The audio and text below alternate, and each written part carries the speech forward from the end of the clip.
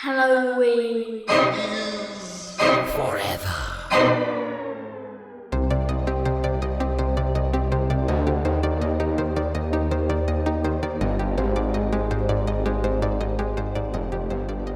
All right, Steve. Boy, all this talk about youths and staying young, stuff like that. You know, I just had a birthday, right? Mm-hmm. Feeling kind of old, feeling a little old, Steve. You know, back when I was young, here's how old I am, right? Back when I was young, there were only 25 letters in the alphabet. Okay. Yeah, it was weird. Nobody knew why. Welcome, boys and girls, to a very youthful Minisode Always Forever. I'm Brian. I'm Steve. How'd you feel about that one, Steve? You know, It doesn't matter how you felt. I'm sorry. It's an overwhelming urge to do that. I can tell because for some reason you've also decided to shave a Hulk Hogan mustache into your face. I did. I did. I shaved my beard off. I kept the Fu Manchu. I've been rocking it for a better part of a week now. I just been cutting promos everywhere. I've been pointing in people's faces.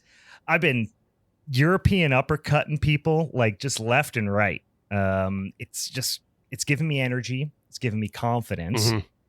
My balls are hanging low. Sure. Right. And I'm just going around and I'm just jawing at people. Sure. I'm just saying shit. I'm grabbing shit that isn't a microphone, pretending it's a microphone and just spitting in their face. So, you know, this is the new me and I hope everyone, accepts me for who I am now. And if you don't, get the fuck out of the way. Because this is the train that's rolling through town, at least through Halloween. Right. Because I'm psyched. I'm psyched up. I got my fucking, if you saw on the Instagrams today, I got my monster cereals. I got a belly full of Count Chocula. I got a fucking Fu Manchu. And I'm ready. I don't know why my instinct was to say, I'm getting ready to crank this off. I don't know why I was going to say that. And I made myself preemptively laugh before I said it. That's just the new energy you have. So, and this is coming up in the Discord right now. I got Count Chocula. Got my Count Chocula. I got my Fu Manchu. I'm ready to crank down, boys. This is some new me leading up to Halloween. So this is coming up in the Discord. People are pointing out, he knows that Hulk Hogan is also a piece of shit who's been speaking at Republican conventions and shilling his god-awful real American beer. You said Hulk Hogan, not me. I know. I never said anything but about it's a Hulk Hogan mustache. There's plenty. No, well, you should have seen when I originally had it a little longer hair. It was more of a Perry Saturn situation, to be honest with you. So I'm not necessarily going for Hulk Hogan. It's just a Fu Manchu. Hulk Hogan's not the only person to ever wear a Fu Manchu. Like I said, I just came off the top of my head. One Mr. Perry Saturn, right? Underappreciated WCW superstar. Maybe a little optimistic, call him a superstar, but he was top tier talent for a second there. Let me know who else has been rocking the Fu Manchu. There's been plenty of people throughout history. I think one the other Fu ones Manchu that I am coming up. Well, that gentleman as well, but I am coming up with ones in my head. But they do feel as racist as Hulk Hogan, so I'm not saying them. It's like I was going to say Hank Williams Jr. That's not a great one either. No, Bocephus ain't the best. But, you know, I'm sticking with Perry Saturn for the time being because everybody else that I'm thinking about is leaning towards the racist side. But this is not a racist Fu Manchu. This is a machismo. Yeah. Fu Manchu. This is you trying to take it back so we don't lose it the same way we lost to Charlie Chaplin. Yeah, exactly. Thank you, Steve. No, I couldn't have put that better myself. That's what happens when no one stands up to somebody who tries to bogart a whole facial hair style, and then someone, you know, pastes it into infamy, and then it's off limits for everybody else. I won't let that happen. Although, fuck you, Hulk Hogan. Although I do believe we can just let the skullet die with Hogan. That's okay. Yeah, that's cares okay. about losing that? We can probably leave that one go.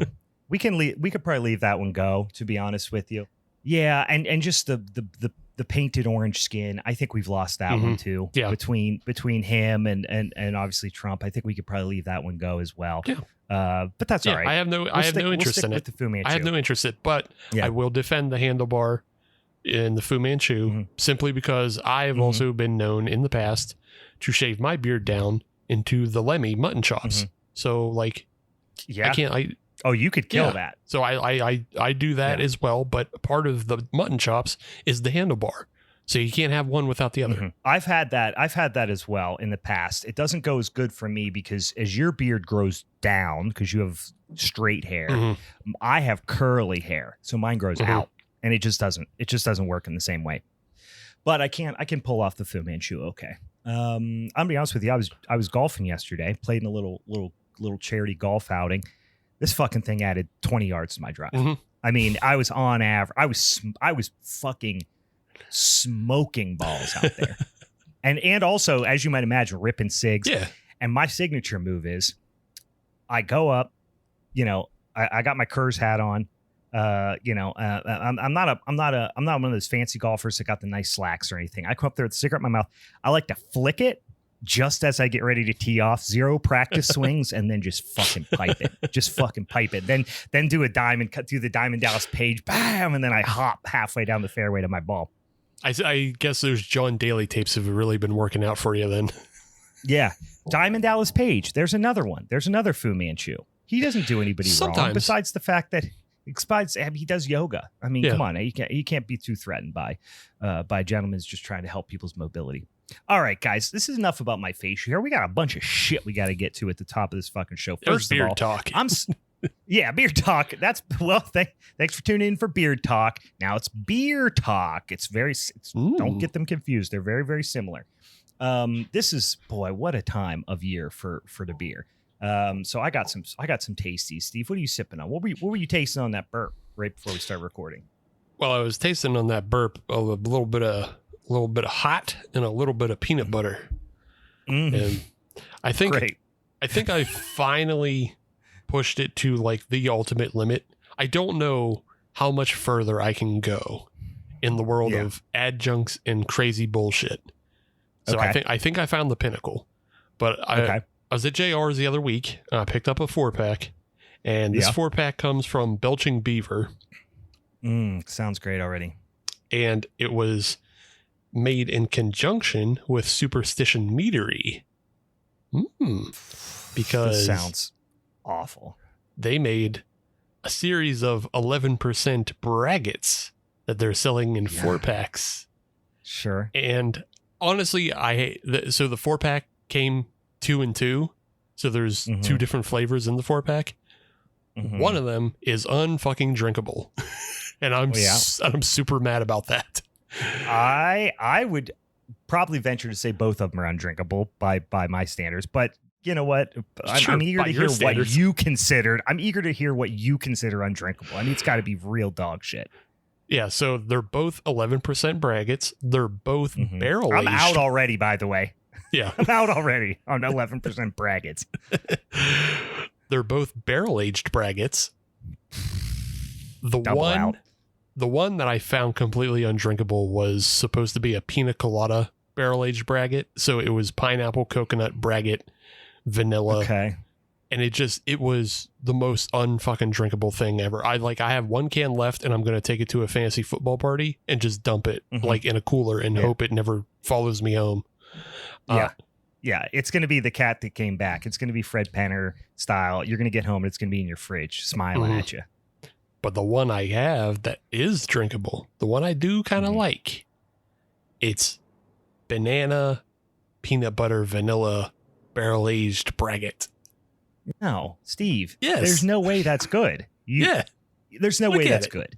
It looks like diarrhea. Guys, I am currently I am right now watching. It's Halloween, right, in my mind already. It's almost September. I'm decorating next week. I'm watching Terrifier, the first Terrifier, and I just got past stop grinning and singing while you're trying to drink. You're not a ventriloquist. I'm watching that scene where he goes in and explodes like whatever he does, he just covers the bathroom in shit, and then gets kicked out of the pizza shop. And that was roughly the color of that beverage that you're drinking. It looks like diarrhea.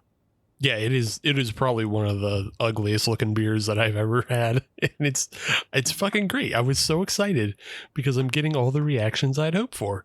Because you are upset at the color, you're upset at all the adjunct craziness. I'm upset of the description. Just sounds like a horrible combination of flavors. Yeah. Banana, barrel aged, like just everything about it. Sounds like I'm gonna get immediate diabetes. So I can say the prevalent flavor is peanut butter. You get worse. Like a little bit. I love peanut butter, but not a barrel aged peanut butter braggot. That's The barrel isn't that present. It's still there, and it's kind of like on the back burps that you get like barrel hotness, but I get no banana, and the mead is also more prevalent because I assume just whatever they threw in as a beer to blend with the mead is just like a non-recognizable base beer, like a golden ale maybe or some shit like that. Yay. Yeah, that sounds horrific. I'm gonna do what I can to clear that out of the mind palates of our listeners here. No, and it's time, guys. It is, like I said, it's almost September, and it's going to be the 26th of August when this drops, which means we are damn near September, and Oktoberfest in my mind is in full swing. Remember, guys, Oktoberfest doesn't actually happen in October. September's prime Oktoberfest month. But I say celebrate year round as far as I'm concerned. I am drinking a little fest beer, a little golden fest beer from one of our local boys here, Cinderlands.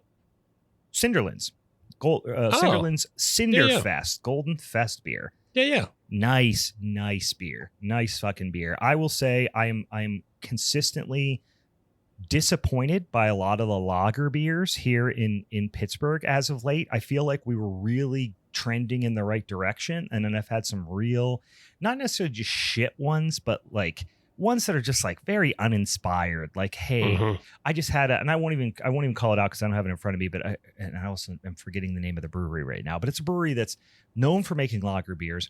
They brew a Czech Pilsner. Hell yeah. Give me that 4-pack, right? I grabbed that 4-pack. I did go down to the Creekside, visit our friends down at the Creekside. Yeah. I picked up that smoked Helles you were telling me about. So I got that. Got this. Got me some Sierra Nevada Oktoberfest, which is the fucking jam every year. Got this. And then I got a 4-pack. I bought a bunch of beer. Got the 4-pack of the lager, the Czech Pale Lager. I think they actually called it a Czech Pilsner. It's like 4.8%. Like it's a Czech 12-degree pale lager. It's brewed with Czech ingredients and no other considerations made. They just made a pale lager with Czech ingredients. They basically took their German lager, their German Pilsner, Brute, all the processes, the mash regime, the boil, everything, and then just replace the Pilsner malt with probably Bohemian floor malted and Saaz. And I'm just like, it's not bad. It's just fucking, it's not what it is, So I'm just curmudgeonly. But I will tell you what, Cinderlands consistently great lager beers in my experience. Yeah, they know it. They got it. And this Golden Fest beer is fucking tasty. It's tasty. Yeah, I do like that one. I've had that one before myself, and I do like it. So, yep. They did the thing they're supposed to do, which is just, it's a big, hot. What's the ABV on it? Let me see. Where does it say? What a fest beer should be is just a higher ABV. I don't see the ABV on here. I bet it's 6.5%, 6.2, 6.5. It should just be a higher ABV, hoppier Helles. Right. And you decoct it, right? Get it a little rich malt. And that's what it tastes like. Sure. It's rich, bready Pilsner malt, some fairly aggressive hops. Hell yeah. It's fucking delicious.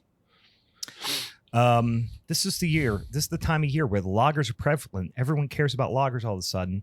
And I'm going to get on my fucking high horse. That's what I'm going to do. I'm going to get on my soapbox and preach about it. It's my turn, everybody. What was the...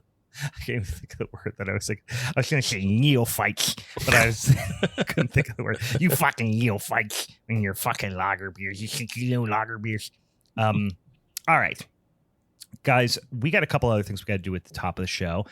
As always, let me remind you, if you like the show, this is the time of year when we start to get some new listeners. They come rolling on in. They just come in, kick the door in like they fucking own the place. They're like, hey, boys, hey, is this some kind of fucking podcast? And we say, where you been? Where have you been all year, you goddamn freeloaders coming over here just on Halloween? We appreciate you. Thanks for coming on over here. Hopefully you continue listening to us past the Halloween season. This is our favorite time of spooky year, but we do spooky ooky shit all year long on the intranets. We have spicy, sticky, sweet new content every Monday on the interwebs, and then one time a month. By the way, if you want to see, announcements when we got new episodes coming out, if you want to help us vote on nonsense, or you want to slide in the DMs and give us some suggestions, whatever, follow us over on social media at Halloween's Forever on Instagram. We also got at Hallow Forever on the X. Just search Halloween is Forever on all the various social medias. Or if you want to shoot us a motherfucking email, like you're my fucking dad, go ahead and send us one. It's halloweenisforeverpod@gmail.com. We will probably respond around Christmas time, I'm going to guess. In any case, we appreciate you here with us. But if you want to help us pick our topics for that first Monday of every month, we do what's called a showdown episode. That's where Steve, and that's when our Patreon guests pick 3 movies. I pick a movie, Steve picks a movie, the Patreon guests collectively pick a movie that is associated with a particular topic. That topic is voted on every damn month. We spun that spinning ass old wheel before the last episode, and we landed on the topic of occult horror.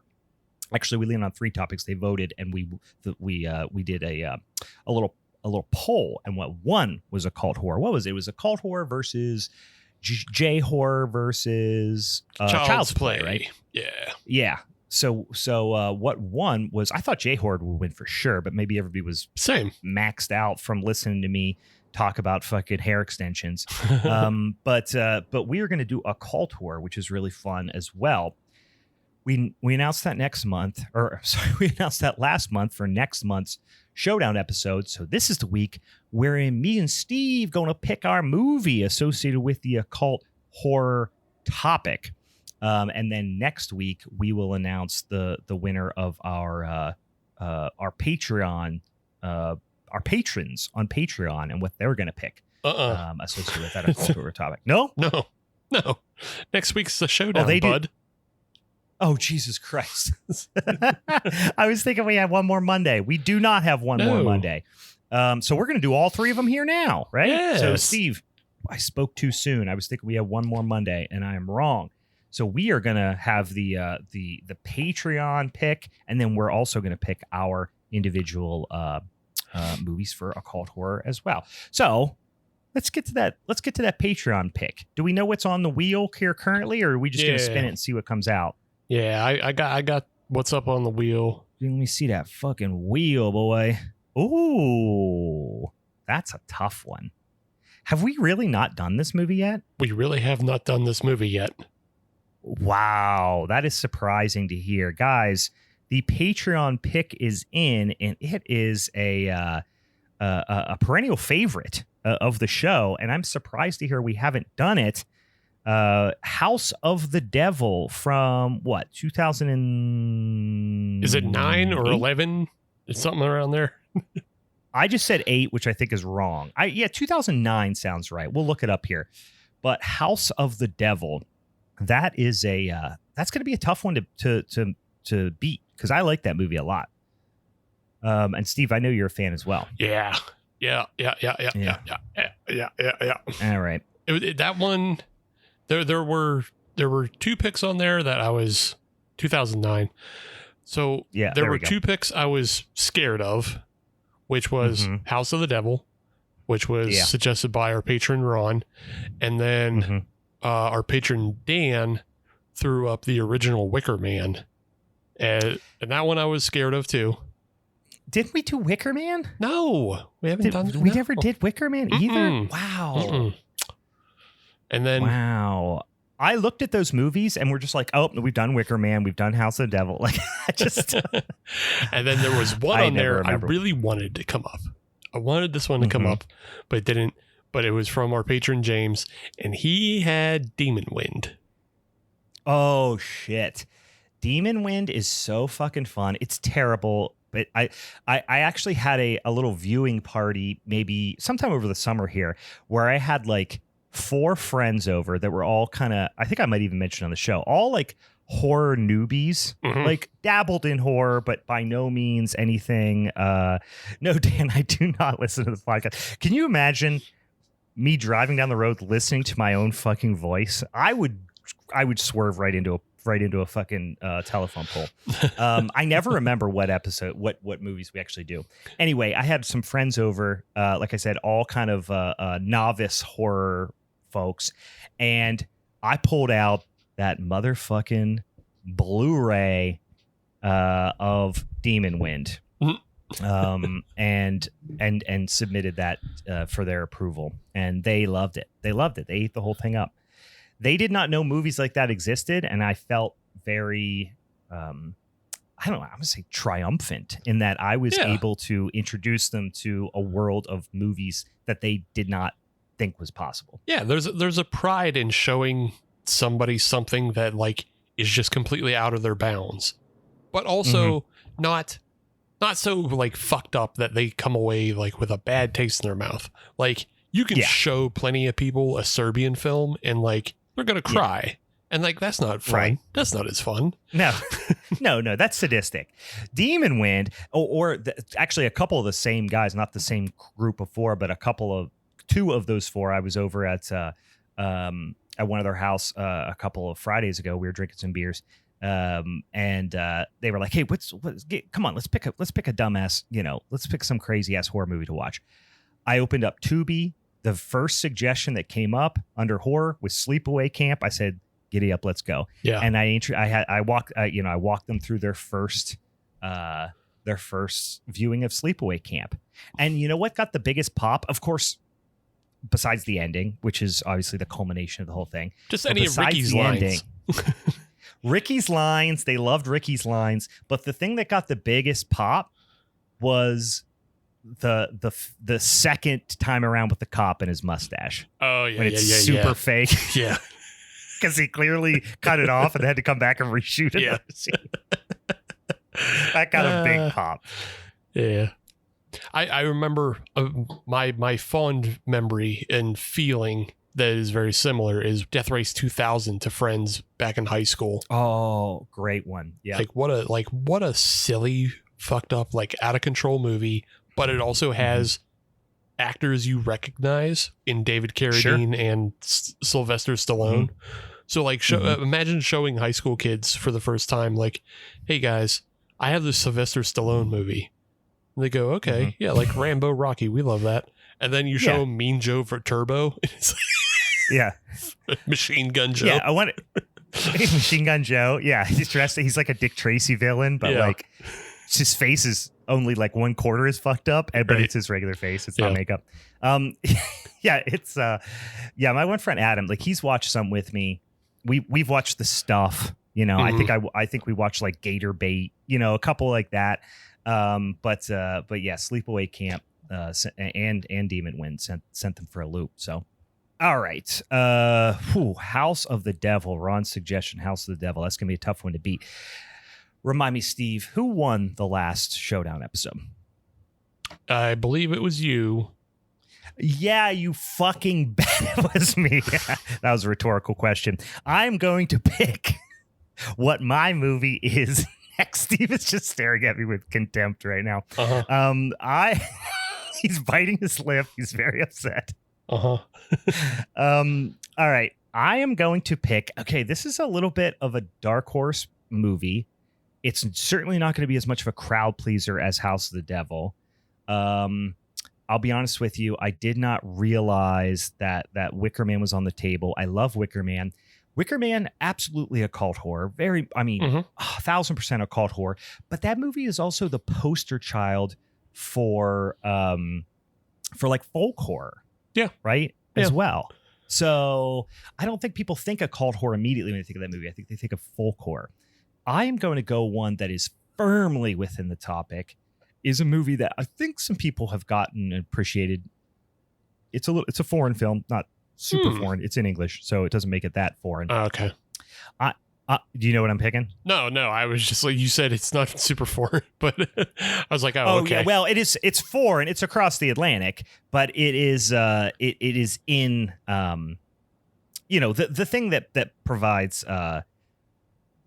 barriers for people in terms of foreign films is they don't like to read subtitles. Yeah, right, I thought you were going like super deep because I couldn't think of like an occult horror that is like super deeply, like subtitled and everything like that. Like, yeah. No, I am going with 2017's. I think it actually might be 2016. This is saying 17, but I think I wrote down 16. A Dark Song. Oh, okay. For those of you who are familiar with this movie, Steve, have you seen A Dark Song? I know of it. I haven't watched it all the way through, but now I will. Mm-hmm. Yeah, I like this movie. I like the characters. It's a bit of a chamber piece, if you will. Mm-hmm. There's some connections to some flicks we've already talked about on the podcast, and it's a bit of a surprising film. So I'm going with 2016's A Dark Song. Okie dokie. What are you thinking, Steve? I'm thinking that didn't help me any. I was hoping you, because I've had like a huge list. This I do too. Genre. I really had to narrow it down. Yeah, this whole genre is so fucking big. I'm gonna take a leap. I'm scared. I don't know. Jump. I'm gonna go with Starry Eyes. Oh, okay. I like that movie. I've only seen it once, it was when it came out. What year was this? This is a fairly recent movie. What year did it come out? That's 2014. Okay. Oh my God, it's been a decade. Holy shit! I feel like I just watched this movie. Yeah. It could have been a couple years after it came out, but the fact that if I would have guessed, I would have said 2018, 2019, but it was actually 2014. Makes me feel even older. But this is a fun flick. This is a fun flick, and it's got big Rosemary's Baby vibes. Mm-hmm. I like this movie a lot. Yeah, I like that we didn't. I picked A Dark Song, hoping we wouldn't go. Not that House of the Devil is like a Meg Rails type of occult horror movie, but it's amongst horror fans, it's a darling. Yeah. This, shit. You're immediately regretting your pick? Well, okay, so under the new rules, things become harder for you and I to win. Yes. Because we're so fucking stubborn to never just pick the other guy's film. Yeah. Well, no, not necessarily. That's not true. Well, but also the other thing is I just don't see either of us picking either of these films over House of the Devil. Although I think I do kind of like Starry Eyes more than House of the Devil. So I don't know. I haven't watched Starry Eyes in at least 7 or 8 years. Yeah. So I'm excited to revisit that. So A Dark Song I haven't watched in a couple of years, to be honest with you. And House of the Devil I've probably seen 4 times, but I'm going to watch it under a little more critical eye this time. Yeah. So can I throw you the other 2 movies that I was like bouncing with? That I gave up on. So one was Kill List from 2011. Kill List was my number 2. On my list. Yeah. If you picked A Dark Song, which I didn't think you were going to, but if you did, I was going Kill List. Yeah. So like Kill List by Ben Wheatley, it's a underappreciated one of his, and it's like a lesser known one because he's obviously far more known for like A Field in England and then like his other like non-horror stuff at this point. Like The Meg 2. I just didn't think that would do very well in a poll because I didn't think people would know it. People would know Starry Eyes by name. Yeah, Kill List, I didn't not pick it because of that. But Kill List is definitely one of those movies that suffers from the phenomenon we've talked about time and time again. Whereas if it was named better, people would know about it. Mm-hmm. Yeah. And then the it's other a one, twisty, turny. Yeah, it's a great film. Yeah. And then the other one also has that same exact problem is the Ritual. Yeah, The Ritual is great too. I think a lot of people have seen The Ritual, and it's more recent. Yeah. And it was on one of the big streaming services. Wasn't it on Netflix or something like that? Like, it was on one of the big streaming services. Yeah. So I think a lot of people saw it on streaming. The thing I'm banking on, I'm hoping for, that will help me out in the end, is because Starry Eyes stars Alexandra Esso. And since Starry Eyes, she's gone on to do The Pope's Exorcist, The Midnight Mass, The Haunting of Bly Manor, Dr. Sleep.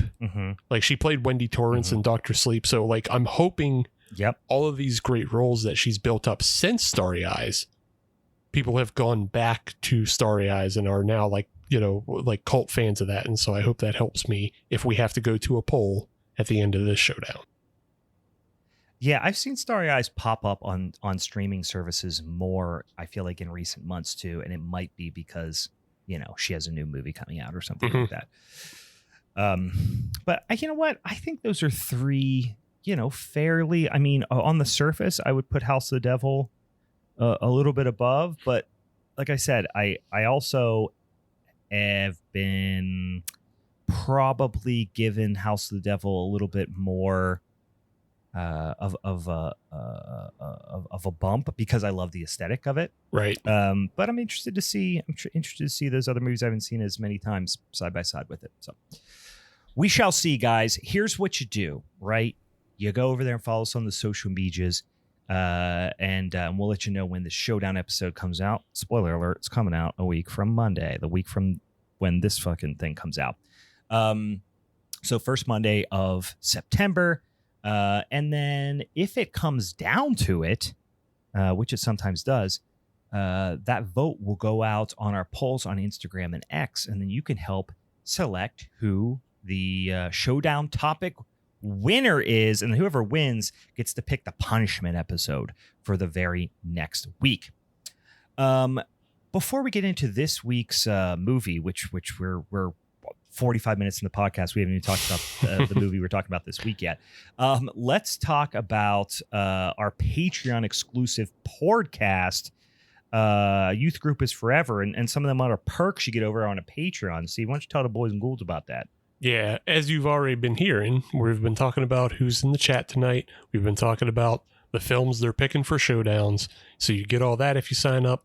You get recos, like, it's bi-monthly at this point, with just like all the shit I watch off the show. I watched like this fucking shitty ass movie called Art of Eight Limbs. It's like a martial arts film. Art of Eight Limbs? Yeah. Okay. All right. And I was intrigued. Like, I'm into Muay Thai fucking films. You know, I love Tony Jaa films. Sure. This film sucks. Yeah. So, but I wrote about that. Save yourself the trouble. Read Steve's reviews so you don't stumble down a Tubi rabbit hole that you know, horribly regret. Yeah. So you get all that, and you get the exclusive podcast every month. We already had a series that was based on Fast and the Furious. Now we're doing Christian horror films, and goddamn, I just saw the runtime on the new one for next episode. Now make sure you're not watching the director's cut. What's the runtime that you're seeing? This is the fun thing about Christian horror movies, is that you can just upload them to YouTube and nobody gives a shit. but the runtime I saw was an hour 48. All right, the one I saw was an hour 40, so it's not that big of a difference, I guess. Maybe there's ads, but I do know maybe there's casino ads built into that because I didn't watch it yet. I do know that there is a director's cut of this, which is hilarious. That is longer, but the version I watched was an hour 40, I believe, but I might be wrong. By the way, I love that as we're talking about the Christian horror movies, I'm watching the scene in Terrifier where the infamous scene from the first Terrifier movie with the hacksaw. Mm-hmm. So just FYI, I just know where my head's at as we're talking about this. Yeah, so Steve made me watch all the Fast and the Furious movies, which, in case you're not aware, suck asshole. And then we talked about them, and we released a series of podcasts, one for every single one of those fucking dumbass movies. And then as revenge, I'm now picking a bunch of Christian horror movies that Steve has to watch. We call it Youth Group is Forever, and every week you go to hell for doing something different. Innocuous things like masturbation and or looking up porn, right? Saying that you like strangers cooking more than your grandma's. Those are the types of things you go to hell for typically in these movies. This movie, just as a little bit of a spoiler, we are going to do a movie where you go to hell for accidentally getting tricked into creating a time machine that sends assassins back in time to assassinate Jesus Christ. If you know what that movie's called, if you have any idea of like Christian horror sci-fi, Christian genre films, if you will, you know exactly what movie I'm talking about. We are going to be talking about a movie called Assassin 33 AD, where, you guessed it, bad people make a time machine. They trick nerds into making time machines so they go back and try to assassinate Jesus Christ. That'll send you right to hell, guys. Spoiler alert, that'll send you straight to hell. This movie sucks, is stupid, and I hate it. But I've already watched it. So now Steve has to watch it, and then I get to wallow in his... Actually, I will say this, it kept my attention. There's so many boring parts, as you might expect. Yeah. But it kept my attention better than some of the other ones we've watched already. I mean, in fairness, it's a great premise for a story. Yes. But it's just told by the wrong people, is all it is. I don't want you to get your hopes up. Oh, no, they're not up. They're not up. I know they do a bad job. I'm just saying the premise is awesome. If you were in an elevator and you pitched somebody time traveling assassins go back to kill Jesus, that's a fucking great premise. But I'm sure there is all kinds of awful messages built into it. And like you said, it's boring. So, yeah. Yeah, there's not as many like hateful, bad indoctrination propaganda type messages as there are in some of the other movies we've watched. I mean, don't get me wrong, they're there. Sure. But they were trying to make they were really trying to go for it on this one. Sure. This isn't the lock-in. Right. Yeah. This is something they were really going for. They're trying to build out a significant production around this. And it just falls flat on its face. But anyway, if you want to help us, join us as we record live or just after the fact, listen to us make fun of these godforsaken, fucking horrible Christian propaganda, right wing fucking films, come on over and join us. Patreon.com/Halloween's Forever. All right. Let's get into this fucking movie. We decided to do this, as we oftentimes do in our what we call minisodes, which are rarely at all mini in length. We like to go on and do something that's topical, right? Sometimes we do a brand new release that's getting a theatrical release, maybe something that's hitting the Shudder, maybe something that's hitting one of the other streaming services. And that's kind of what we did with this one. We decided we were going to watch Divinity, which is from last year, from 2013. However, just hit the Shudder recently. So Steve, you hadn't watched this before we decided to do it, right? Nope. Yeah, same. On the surface, looks interesting. It's fairly interesting premise, weird cast, and definitely going for a very specific aesthetic. And I'm genuinely, I basically saw a little bit of a green light and a little bit of a red light when I looked at the cast list on this. First of all, I see Mr. Steven Dorff, right, who I very much enjoy. Love a Steven Dorff. My most memorable role, and many people remember him as, and I don't remember his name off the top of my head, Steve, you might remember, the villain from Blade, in the first Blade movie. Yeah. A badass villain. Deacon Frost. Deacon Frost. I knew you'd know his name. Deacon Frost from Blade. Fucking great villain. That scene with the fucking vampire nightclubs. Yeah. So many of you will know Stephen Dorff. I enjoy him as a performer. He's been in a lot of, medium to low budget stuff and always does a great job. Also, I'm a fan of one Mr. Scott Bakula. I see a Scott Bakula on there. I like me some Quantum Leap. I will not say I've watched every episode of Quantum Leap, but I've watched quite a few. I enjoy it a lot. He's in a lot of other stuff, but he is far and away a number one with a bullet. His best known credit is as Sam Beckett in Quantum Leap. So now I'm like, okay, this is pretty good. Then Bella Thorne. Now, I don't personally have anything against Bella Thorne. Also, Stephen Ogg, by the way, too, underappreciated performer. I saw him on there. He's in there for exactly 1 second. Yeah. But then I saw Bella Thorne, and I'm like, see, this is giving me a bad message. Not because she's really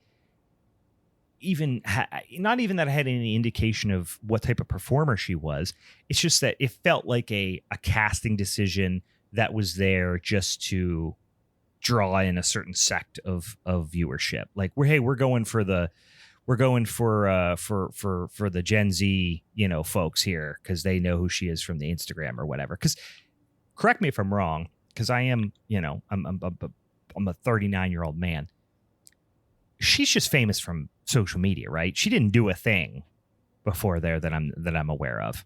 I don't know who this person is, Brian. I am old, so. Okay, I am as well, but at least I knew who she was, so I feel slightly less old.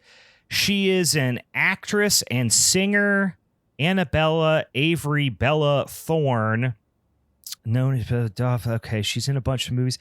Yeah, she's just famous from social media.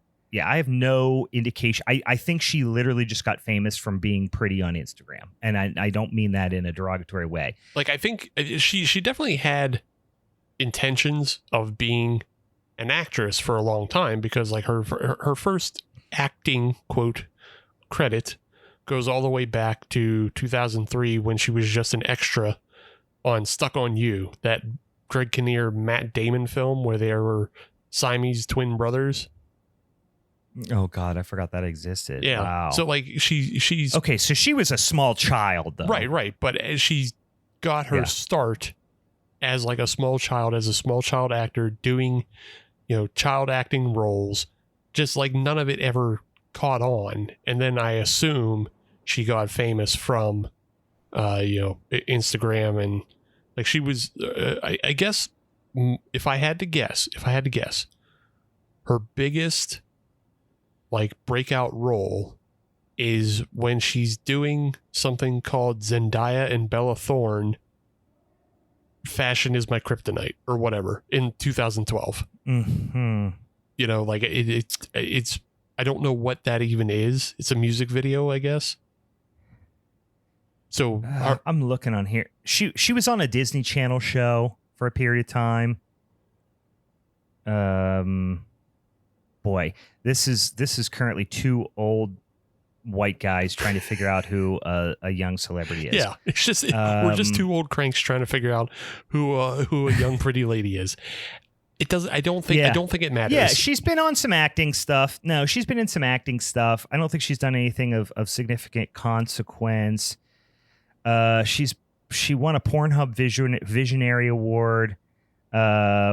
She had directed an adult film, Him and Her, in 2019, which was apparently well received. I think she's really been all over the fucking place. I'm not gonna lie. She's very attractive. She seems to be, she's fine in terms of an actor. But I will say that she has a very small part in this movie, and she is 100% there just to put her name on IMDb. Right. Unfortunately. Yeah. So, I mean, there's a lot of people who just have really small parts, and they are just kind of gobbled up for being pretty, and that's about it. Like Kaylee Cohen, who, like, she's got a lot of credits recently, but she's also just another young, pretty actress who's been in a lot of stuff. She was in Willy's Wonderland. So we've seen her there. Yeah, which had a similar type of cast. And I'm not saying this in a bad way. I'm just saying this. This movie has an air of cynicism, I will say, that it feels like it's a bit of a, hey, let's get some eyes on this by putting the right people in it. That's fine. Yeah. There's a million movies that people said the same things about in the 60s, 70s, and 80s and 90s and every decade that we now look at and go, oh, what a great movie, you know? Go ahead. I was just going to say, like, I've summed up this movie in two different ways for myself. Way one is that this is crimes of the future for dumb guys. Because that's what it feels like. Or this is, what if a cologne ad was 90 minutes long? I actually said, that's really funny you said that. I said, what if a cologne ad, what if the director of cologne ads made a Sega Genesis commercial? That's what I said. Yeah, same thing. Yeah, it's just... Yeah. It's a sexy, cryptic Sega Genesis commercial directed by somebody who's only ever did cologne ads. Yeah. Or what if Sega Genesis was a fragrance? There you go. What if Sega Genesis was putting out a fragrance? Sure. Yeah. What if they had to somehow advertise Vector Man as a cologne? But what if Vector Man was combined with that episode of Raw in, like, I want to say 98 or 99 when Mae Young gave birth to that hand? Sure. Yeah. And it was all in black and white. That's what this. Yeah, that's what this is. Yeah. I don't even completely dislike the film, but it is. No, I didn't either. It is dumb. It's a dumb movie. I didn't completely dislike it. I will say that I made the mistake of looking. You know, I didn't look up the plot lines or anything, but I looked up the director because I didn't recognize his name, Eddie Alcazar, which sounds like a name that sounds familiar, but I have no idea who he is. And he seems like a crazy douchebag. I'm just gonna say it. Like, he seems like a wild douchebag. But he doesn't really have very mostly writer credits. Yeah. He wrote a short called The Vandal. He wrote a short called Fuck You in 2016. That's not a joke. He wrote a movie called Tapia in 2013. He's been around for a second. I think this is his first feature-length directorial. He also wrote this movie, directorial debut. Like I said, he just seems like a crazy douchebag that I personally would not like as a human. So that's why I'm like viewing a lot of these casting decisions through a cynical lens, perhaps. I can back you up on that. But for me, he's more of like Schrodinger's douchebag. Because I just don't know for sure. I'm more leaning towards the side that he is kind of just like he's just like a dumb guy with like some creative ideas. Because one of those films was like a lot of his films get made because he gets money from bigger names. So like this film, it was produced by Steven Soderbergh, and whatever you think about Steven Soderbergh is what you think about Steven Soderbergh. He has some good things. Solaris is unwatchable, so you know that's whatever you want. Sex, Lies, and Videotape, that was good back in the day. Traffic, it's whatever. Aaron Brockovich is fine. You know, like there's a whole bunch of there's a bunch of ways you can go with that. The other person, which more confirms the theory of being a douchebag, is Darren Aronofsky also helps Eddie produce films. Oh my God. I was literally going to say, this guy seems like a less famous Darren Aronofsky. Yeah. I was just about to say it, and I wish I did now, because that is 100% how I read this, is less famous, wannabe Darren Aronofsky. Yeah. And I know a lot of people love Darren Aronofsky films. I have had a couple of recent conversations, not even recent, I would say in the last few years, I've had a couple of conversations where I either met somebody for the first time or was interacting with somebody for the first time that I liked, but like talking about them talking about movies for the first time, maybe we did a J and you're sitting there, hey, what kind of music do you like? What kind of movies do you like? And in two separate instances with two separate people, they mentioned that they liked Darren Aronofsky. And then I saw our friendship shrivel up, just melt off into the ether. And this guy, boy, he's going for that vibe. Yeah. Little edgelordy, like I'm an artsy edgelord. Yeah. Which like it's the edgelordness, but it's also just the dumbness in this film. And like, yeah, this film is built off the idea of like, hey, I'm going to throw a bunch of really just obtuse imagery at you. It's going to be confusing for a while, but I know that your IQ ain't that high. So what I'm going to do is I'm going to spoon feed literally everything you need to understand this film to you. So you get it. It's simultaneously the most vague and least vague movie I've ever seen. Like it just takes a long time to start explaining things to you. Then it feels like halfway through the movies, like they were watching the dailies and they were like, do you think people are going to understand this? And they're like, well, what people? And they're like people who like follow Bella Thorne on Instagram. Right. Yeah. Like, yeah. Are they going to understand what's happening? No, they're going to get mad and shut it off. Fuck. All right. Fuck. Rewrite. Yeah. Bella Thorne fans do not get this movie. No, there's too much subtext. You have to have someone that comes on and explains what they should be thinking, and then they do that. It's very heavy-handed at times. Also, I will say they take a couple of chances on some stuff and spend some money on some stuff, which we'll get to, that I very much like and appreciate. Yeah. So I don't want to say that this is like irredeemable dog shit. No, it just feels like it was made. The filmmakers were looking at it through either a dumb or cynical lens or both. Yeah, it is an arty film with attempts at experimental filmmaking that is made for dumb people to feel smart. Mm-hmm. Mm-hmm. Like this film, it looks completely different from a lot of stuff you'll see in the theater. It has a very unique look to it because it's shot in this grainy black and white. Like right away, black and white reads pretentious to a lot of people. And then it has this retro futurist feel to it, and it has this unexplained plot until they decide to explain it to you. But it's for people to watch this film and then come away feeling smart and enriched. Like they I just took in art. Right. Yeah. I took in art and I'm enriched, despite the fact that it is just hand fed to you like you're feeding a pony an apple. The film lays its hand flat and then you can just eat the apple slices off of it and go, I'm so smart. Yeah. Even in some scenes, they actually chew the apple up, spit it into their palm, and then you just slurp up the already chewed apple. Yeah.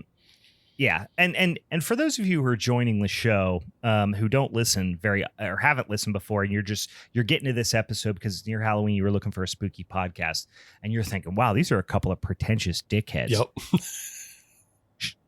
Shut it off. Get the fuck off the podcast. If you like this movie, you're a rat fuck. No, I'm just kidding. No, it's yeah, like you said, it is if we're gonna make listen, we were just talking about how much we like Demon Wind. Yeah. I'm not above dumb cinema, but dumb cinema that is trying to be something it's not is I think what stuck in my craw about this film. But like I said, visually, I think there's some cool stuff. And towards the end, there's one element that I don't know that I love, but I just think it was it's a big swing and you like it. It's a big swing and I like it. Yes, for those of you who are new to the show, I like big swings pretty much across the board. So, I mean, we'll set it up really quickly here. There's a lot of just like super vague like going into an eye, like let's zoom into an eye, and there's a lot of like almost Rorschach test looking fucking almost ink blot looking things, like a kaleidoscope in black and white, and consciousness. Like that's what the beginning feels like. I got really upset with the first couple like minutes of this film because, like you said, it's doing like this mirrored ink blot. Dan, how dare you? Dan just said Fast and Furious was a big swing. I'm sorry. I got triggered for a sec. Sorry, Steve. But the opening has this kind of mirrored effect, and the mirrored effect goes through a lot of parts of the film as being arty, arty framing and that. But it opens with kind of this beating rib cage, and I go, oh fuck! It starts with the Alone in the Dark poster.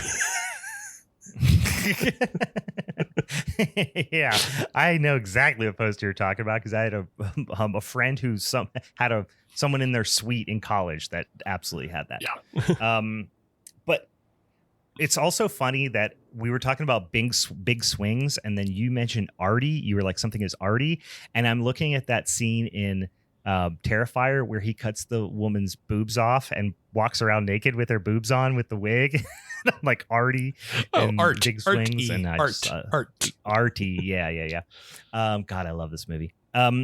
Yeah. So, all right. Yeah, the intro. I mean, it really that sequence annoyed me right off the bat. But then I saw Scott Bakula and I got excited for a second. And basically, Scott Bakula is doing mysterious science. That's all we know.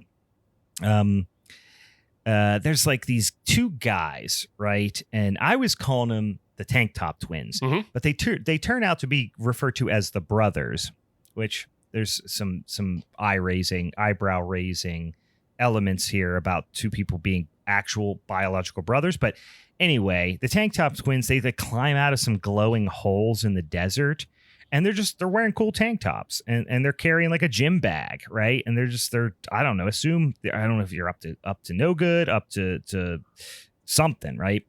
And then you keep getting this cut back. There's this cat, right? It's Stephen Dorff's character.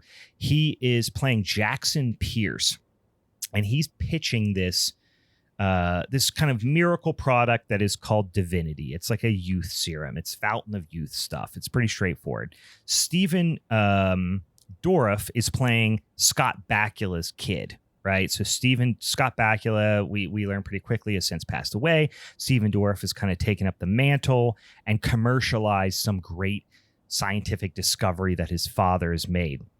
He's just kind of a regular guy who got rich off something his dad invented, right? They're showing him eating soup and shit, right? He's got this young lady that's like he's banging, right? And he's also like virtually filling bottles of Divinity with his Commodore 64. I don't know how that happens from his bedroom. Yeah. That's like, how the fuck does that happen? So I will say the aesthetic of this movie is very distinct, but it does feel like this guy, the director writer, had like a million ideas and he just threw them into a blender and then just poured out and shot whatever came out of the fucking blender. Yeah, because there definitely is like this retrofuturism, but it's an uneven mix of retrofuturism. A lot of it is biting off like 70s, 80s computer tech. Of like, the super, like you which just, is like, okay, popular aesthetic right now, fine. Yeah, which you just said, the Commodore 64. But I mean, it looks like all the computer stuff is coming off the computers in Alien, or shit like that. But there's also kind of this, I just noticed it on like some of the light fixtures and stuff. There's this kind of Barbarella, kind of 50s, 60s pop. Futurism to it. And then there's also this very distinctly 50s, 60s style commercialism, convenience products, convenience foods. In this case, like it's like it almost has this. Oh, Jesus Christ. What was the big series that just came out that was on Prime and the video games and all that stuff? Why can't I think of it? You were saying you bought some of the video games and were playing them. Oh, Fallout. Yeah. It almost has this 50s commercialism, post-apocalyptic 50s commercialism Fallout feel to it at times too. Like, and literally at one point, they have, I guess it looks like if somebody made like a 2-stroke gas-powered fleshlight. Yeah. Like that's one of the advertisements. So it's very corny too at that point. And also that's Stephen Ogg. That's the only time we get him on the screen, I think. Yeah, he just shows up to have his JO machine like plug into his JO machine.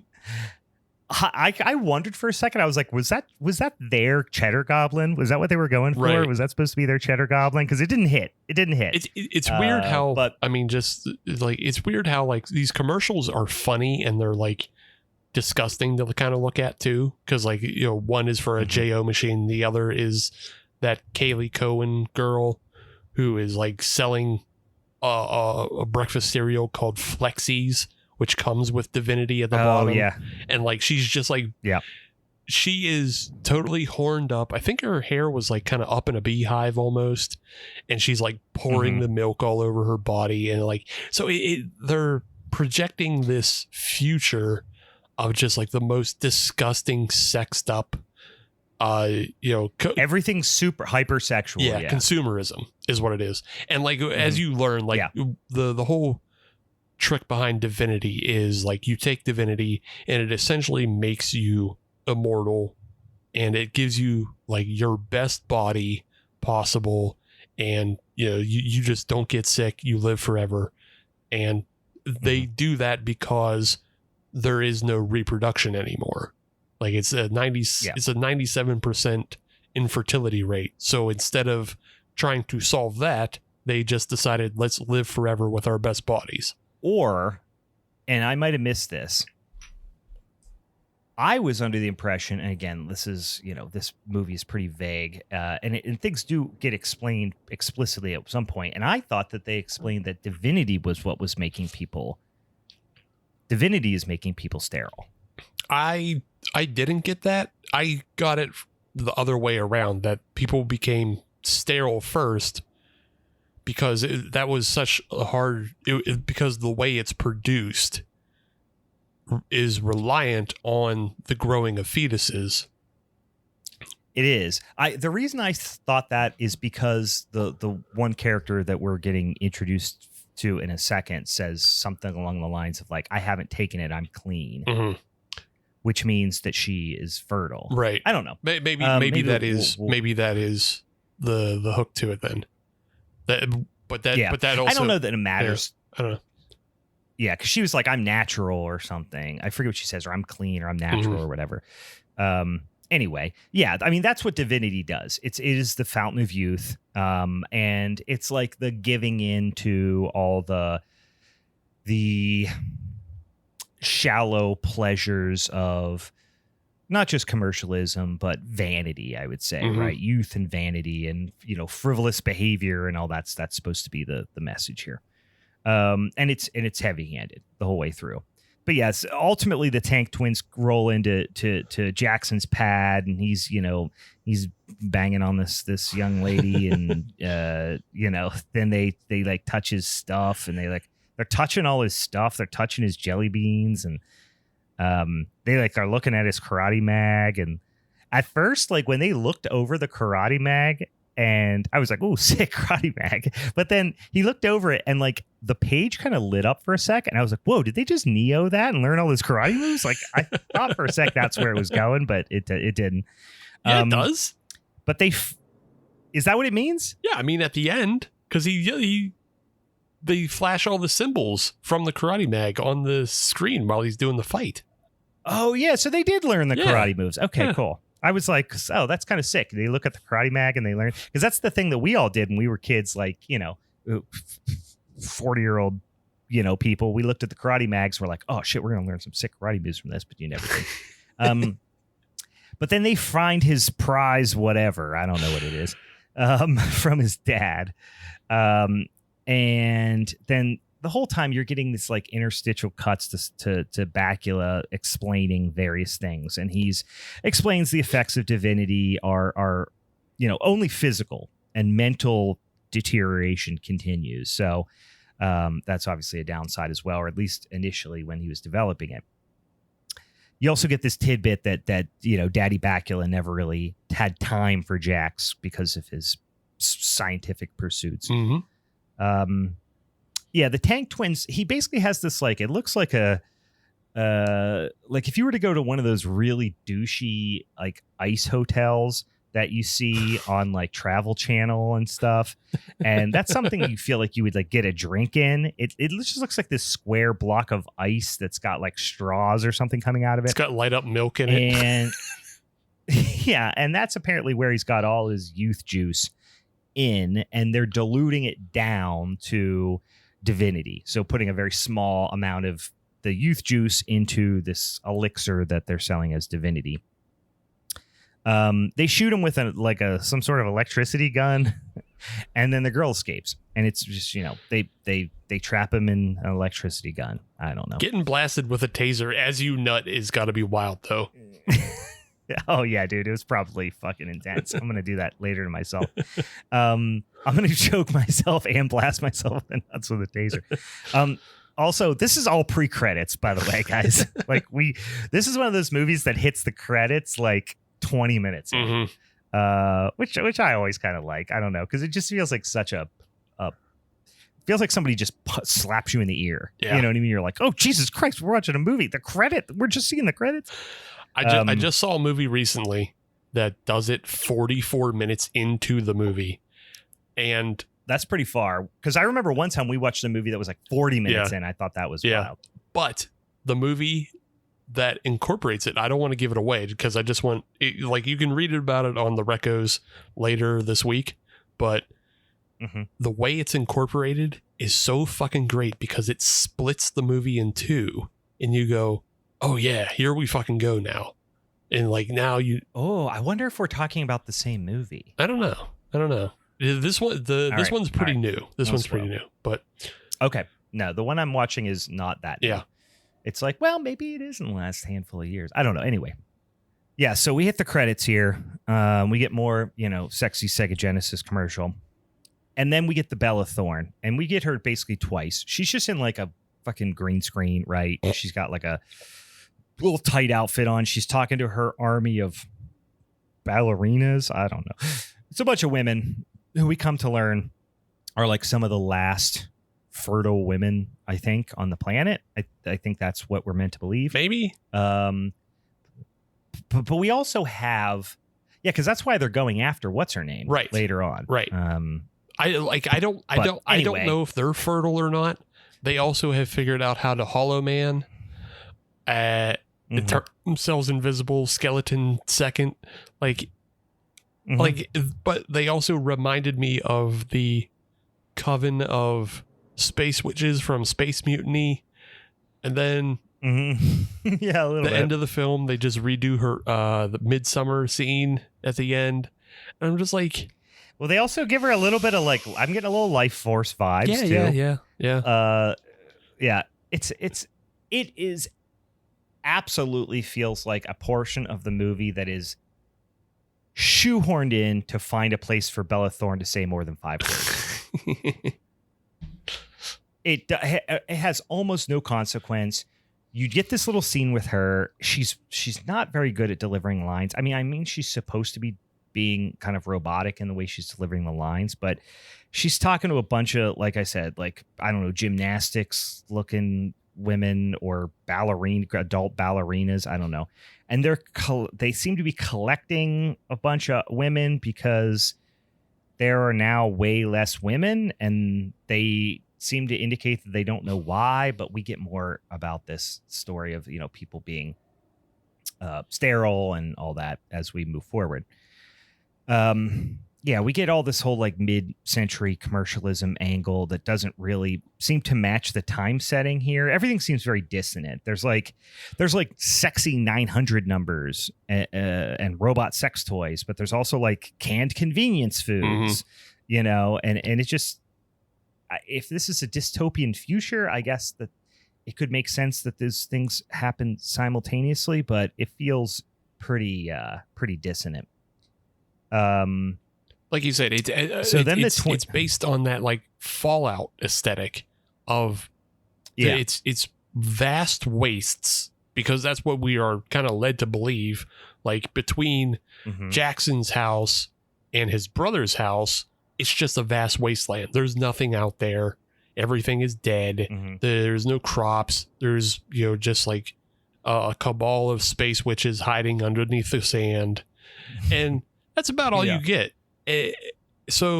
But you see all this gross consumerism. And then you see that Jackson also has the ability to like either import or create or whatever it is. He has like a whole lavish spread of food that no one else seems to ever have. Yes. Right. Yeah. Fucking big old hams and all types of shit. We then just get like a 10-minute I'm exaggerating, but we get a several minute interlude of the twins just like wrestling with their shirts off for a while. Then they like shit shower, shave. Yeah, they go to visit Jackson, whom they have now like strapped to a chair. And they give him some of his, nonsense, right? They're pumping the divinity juice, not the divinity, but the pure concentrated stuff that they make the divinity out of, right into his veins. And there's just a bunch of vague dialogue about like he's trying to figure out why they're there and all this stuff. The fact that they're giving him this concentrated juice, he's like, it'll kill me. And they're like, I don't think it will. And the twins claim they know where it comes from and how it's made. And he starts yelling, so they choke him out. It's just a big, long dialogue that you learn very, very little from. And you just know that Jackson is being, they're kind of, you get the idea that they're getting back at him in some capacity. Like they are kind of going vigilante justice on this bajillionaire who is, poisoning the entire world. So like maybe they're activists of some sort or something like that. Then this woman with these long braids shows up, Nikita. And she, again, there's a lot of scenes of just people walking around touching shit in Jackson's house. Yeah. Just like sensually touching knickknacks and saying cryptic nonsense. Which is all that Cologne ad stuff. You would see that in Cologne ads of like just women walking past pieces of art and then they drag their fingers sexily across a statue of a panther and you go, ooh, I want to smell like whatever that is. Yeah, exactly. And they just look at the glass peacock that they just touched and they're like, serenity is forever or whatever. And you're like, what the fuck are you talking about? Like that's what a lot of this movie is. And they have a drink and I don't understand this part, but she comes in, she's like, what's up, boys? And she's kind of given like high price call girl vibes. And then it turns out, I think that's exactly what she is. Yes. But she rolls in and she's like, hey bitches, let's have a drink. And these two little squirrely guys with the tank tops, she like explains to them how fish reproduce. And I don't know if it's to like get them horny. I'm not really sure. But then they eat some cold cuts. I don't know. The drink that they have, it just looks like it's in a regular liquor bottle. But the one guy like takes a drink and like coughs and screams after he takes a shot of whatever he's like, what was that supposed to be funny? That was bizarre. Yeah. I mean, again, that's the tonal problems with this film of just like sometimes things are silly in this film and it's fine for them to be silly. And I wish it was more silly more of the time because it feels too much of the time like it's taking itself seriously and it's trying to tell again, like Darren Aronofsky, it is trying to tell like a sort of retelling of a biblical story in a way, because I feel like what we're watching with the two tank top twins, they are star children. and they never really confirm it one way or the other, but it's like they could be aliens, they could be angels, but I feel like what we're really watching is kind of a retelling of the Sodom and Gomorrah story, where the angels came to Earth into Sodom and Gomorrah, and then basically were like taken advantage of by, you know, like all the perverts in Sodom and Gomorrah. Like that's what they find themselves in towards the end of the film, is like they're in that just disgusting hedonistic party. Yeah. And so like I feel like we're kind of seeing that, as well as like, you know, just like a little bit of Cain and Abel that is between Jackson and Rip. Yeah, there's a little bit of that business. There's also like the two sets of brother dynamic. But in any case, after they have a drink, they scream it out, they eat some cold cuts, and then they have a threesome. And this is when I'm like, are they actual brothers? They don't really look alike. So I feel like they're not actual brothers. But it skis me out a little bit. You know what? It skis me out because the one brother is hitting it from behind. And then the other brother is just... They're laying on the bed, by the way. Yeah. They're all laying horizontal on the bed. Yeah, they're all laying horizontal on the bed. So the one brother's hitting it from behind, but also on the side is, you know, you get it. But then the other brother is just like kissing her knees. And it's like, bro, what are you doing down there? Because at that point, you're just down there for smells. And that ain't great. Yeah. Yeah, he's just smooching her knees. I hated it. I hated it too. We get this idea, but it makes. I hated it too, but it makes sense when you realize that they're like angel star children, because they have no sense of sex or proper sex. They have no sense of like alcohol. They've never had alcohol before. That's why they're screaming when they do shots of bourbon, because they've never had it before. It's a terror. It's poison. They just drank poison. Right. They're trying to put on a brave face while they're on Earth, but everything they encounter is, you know, a new assaulting experience to them. So like, it makes sense within their character study. I wanted to mention, because we keep bringing up Fallout a lot. One of the Tank Top twins is played by Moises Arias, and he's on the Fallout show. So I just wanted. Oh, is he? Yeah. Okay. He plays like kind of the wormy, cowardly little brother on that show. Oh, okay. Yeah. Right. I just wanted to point that out since we keep bringing it up. He is on that show, and he's pretty good. Like he's not like he is a bad character. He's good in this too. Yeah. Honestly, he's fine in this. I mean, he's honestly one of the better characters. Stephen Dorff is frankly delivering a performance this movie doesn't deserve, I will say. Which I respect and I appreciate about him. He did not phone this in. He was fucking going for it, which I really, really like. I was shocked, because in that early scene where he is working on his computer and, you know, the prostitute is trying to get him to come to bed, he's also on the screen advertising Divinity, you know, to the room. But when like she tries to like entice him in the bed, that weird little like nervous like chuckle he has, where he's just like, like I was like, it's been so long since we've seen like Stephen Dorff like kind of deliver a performance like that. It just the weird awkwardness made me think of Cecil B. Demented, because he's weird in that film as well. Unflattering, like he's not afraid, because like Stephen Dorff, if you're not picturing him, I mean, Google him, you know exactly who he is. He's a very good looking guy. You know what I mean? Like he's a very traditional, but I love that he's not afraid to kind of make himself look a little bit like unflattering and weird. Yeah. You know what I mean? Yeah. And yeah, he does a great job in this movie, to be honest with you. I mean, he was the only one that made me like the movie. Also, like I said, I like the one brother. The other brother was a little too much of a Mary Sue. He's a little too much of a baby face for me. Yeah. But in any case, you know who Stephen Dorff is, like a slightly more interesting Christian Slater. I just realized that. You know, I like it's kind of a neck and neck look thing. A little bit alike. Yeah. But I think a Christian Slater is like wouldn't take risks like Steven Dorff does.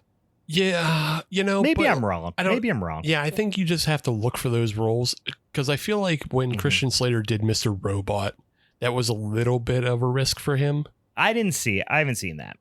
Yeah. So you're probably right. There's probably roles out there that I can see. I just think a Christian Slater is like maybe having too much of an ego, but maybe that's just the demonized Christian Slater that I'm imagining. Yeah, sure. Anyway, let's Christian Slater chat. We like to hit every episode. We like to hit a quick Christian Slater chat corner. Just to check in. Just to check in, see how he's doing, see how we're doing, in our regards to our feelings around Christian Slater. Anyway, Nikita has a dream of like the twins being like these weird monsters and shit. I don't know. Bella sends her ballerinas out to find Nikita or Divinity or both or neither. Actually, I don't fucking know, but she sends them out to find something. In the morning, Nikita ends up finding Jackson and they have a little chat, and his forehead's starting to get a little wonked up. Right. Mm-hmm. He's starting to get this little Cro-Magnon man, like HGH forehead for a second. And you're not really obviously it has something to do with the Divinity. He explains, like, you got to get me the fuck out of here. I'm a little fucked up. And she's getting a little sketched out because he's getting a little aggressive. She doesn't know whether to set him loose or what. She tries to untie him, but then he's like spazzing out and she like boots him over and he's still half tied up.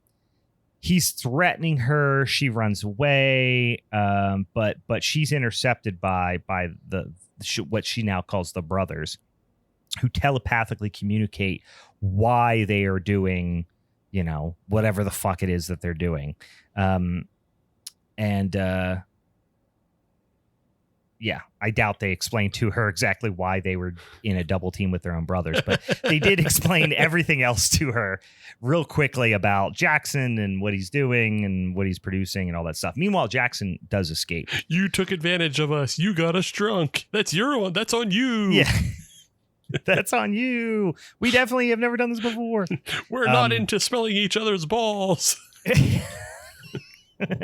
Yeah, you are, guys. So this is a weird, and you might have, I forgot to look this up beforehand, but there's a character in here that they call, his name's Rip. Yes. And he's Jackson's brother. Mm-hmm.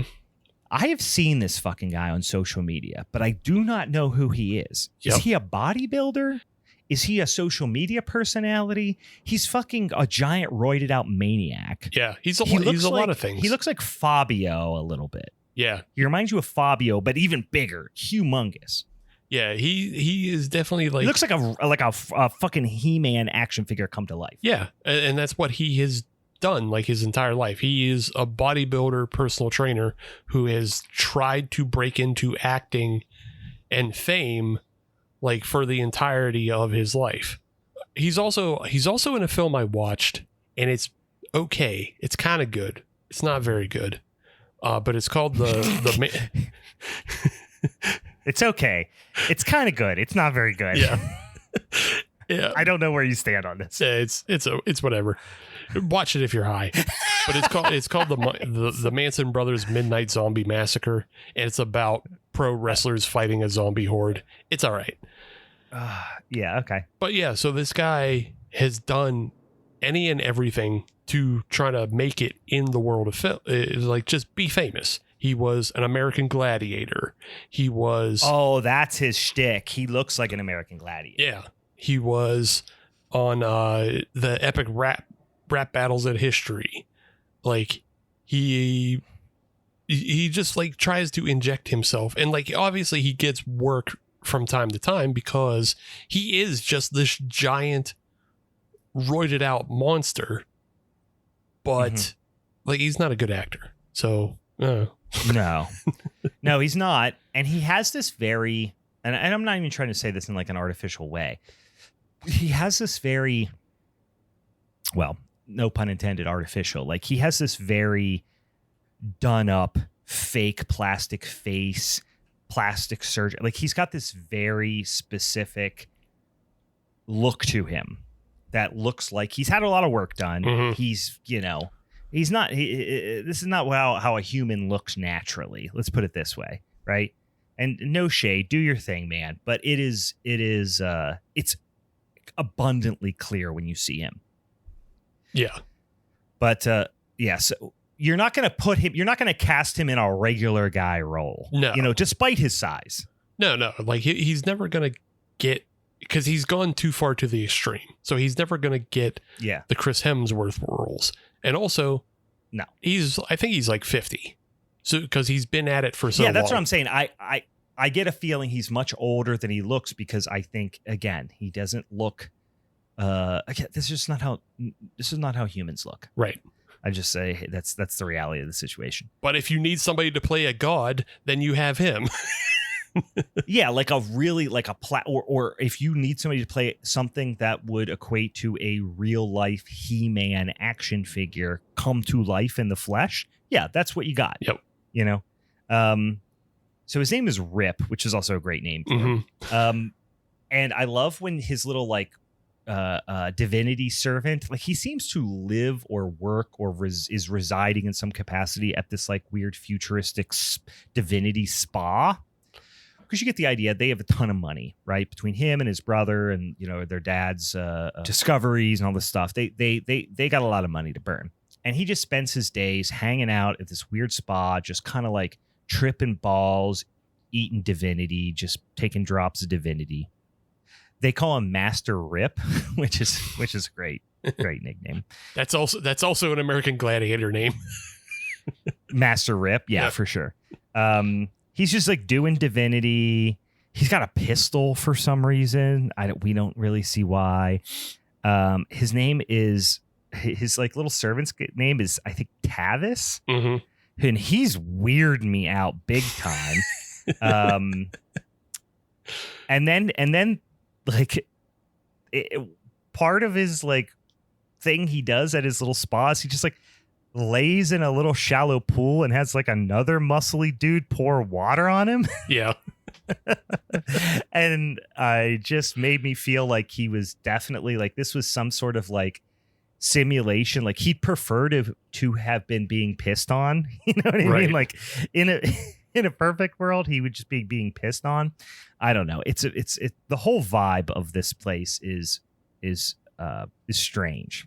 I mean, it's just all hedonism, and like, he's a big muscle bound monster, so he has another muscle bound monster as his slave to feel like an alpha. It's like, hey, pour this milk on me as I lay in this shallow pool. And then he's got this fucking finger licking creep that he has a shock collar on, and oh yeah, I forgot the shock collar. Yeah, so like it's implied that he does like weird stuff to Tavis, but you don't know exactly what. But like Tavis is also like super into it. Like he's into being punished. Yeah, and it's just like, ugh. It feels like he bangs Tavis. They've got a strange relationship. I don't even think he bangs Tavis. I think he just like makes Tavis like jack him off as he stands in the Superman pose. Like he just has his hands on his hips and he just like, Tavis, come milk me. That's a t-shirt. Tavis, come milk me. Yeah, you're probably right. I don't think he's even going to that level of effort. Yeah, he's just so meanwhile, Jackson is back and he's talking about how hungry he is because all the divinity's making him hungry. So he's just like pigging out on all the food that they had left there in their like pre-sex feast. Yeah, feast, I guess. And then he just passes out because he eats too much, maybe? I don't know. But they just find him and hook him back up. I'm like, why did that happen? Because it's awesome.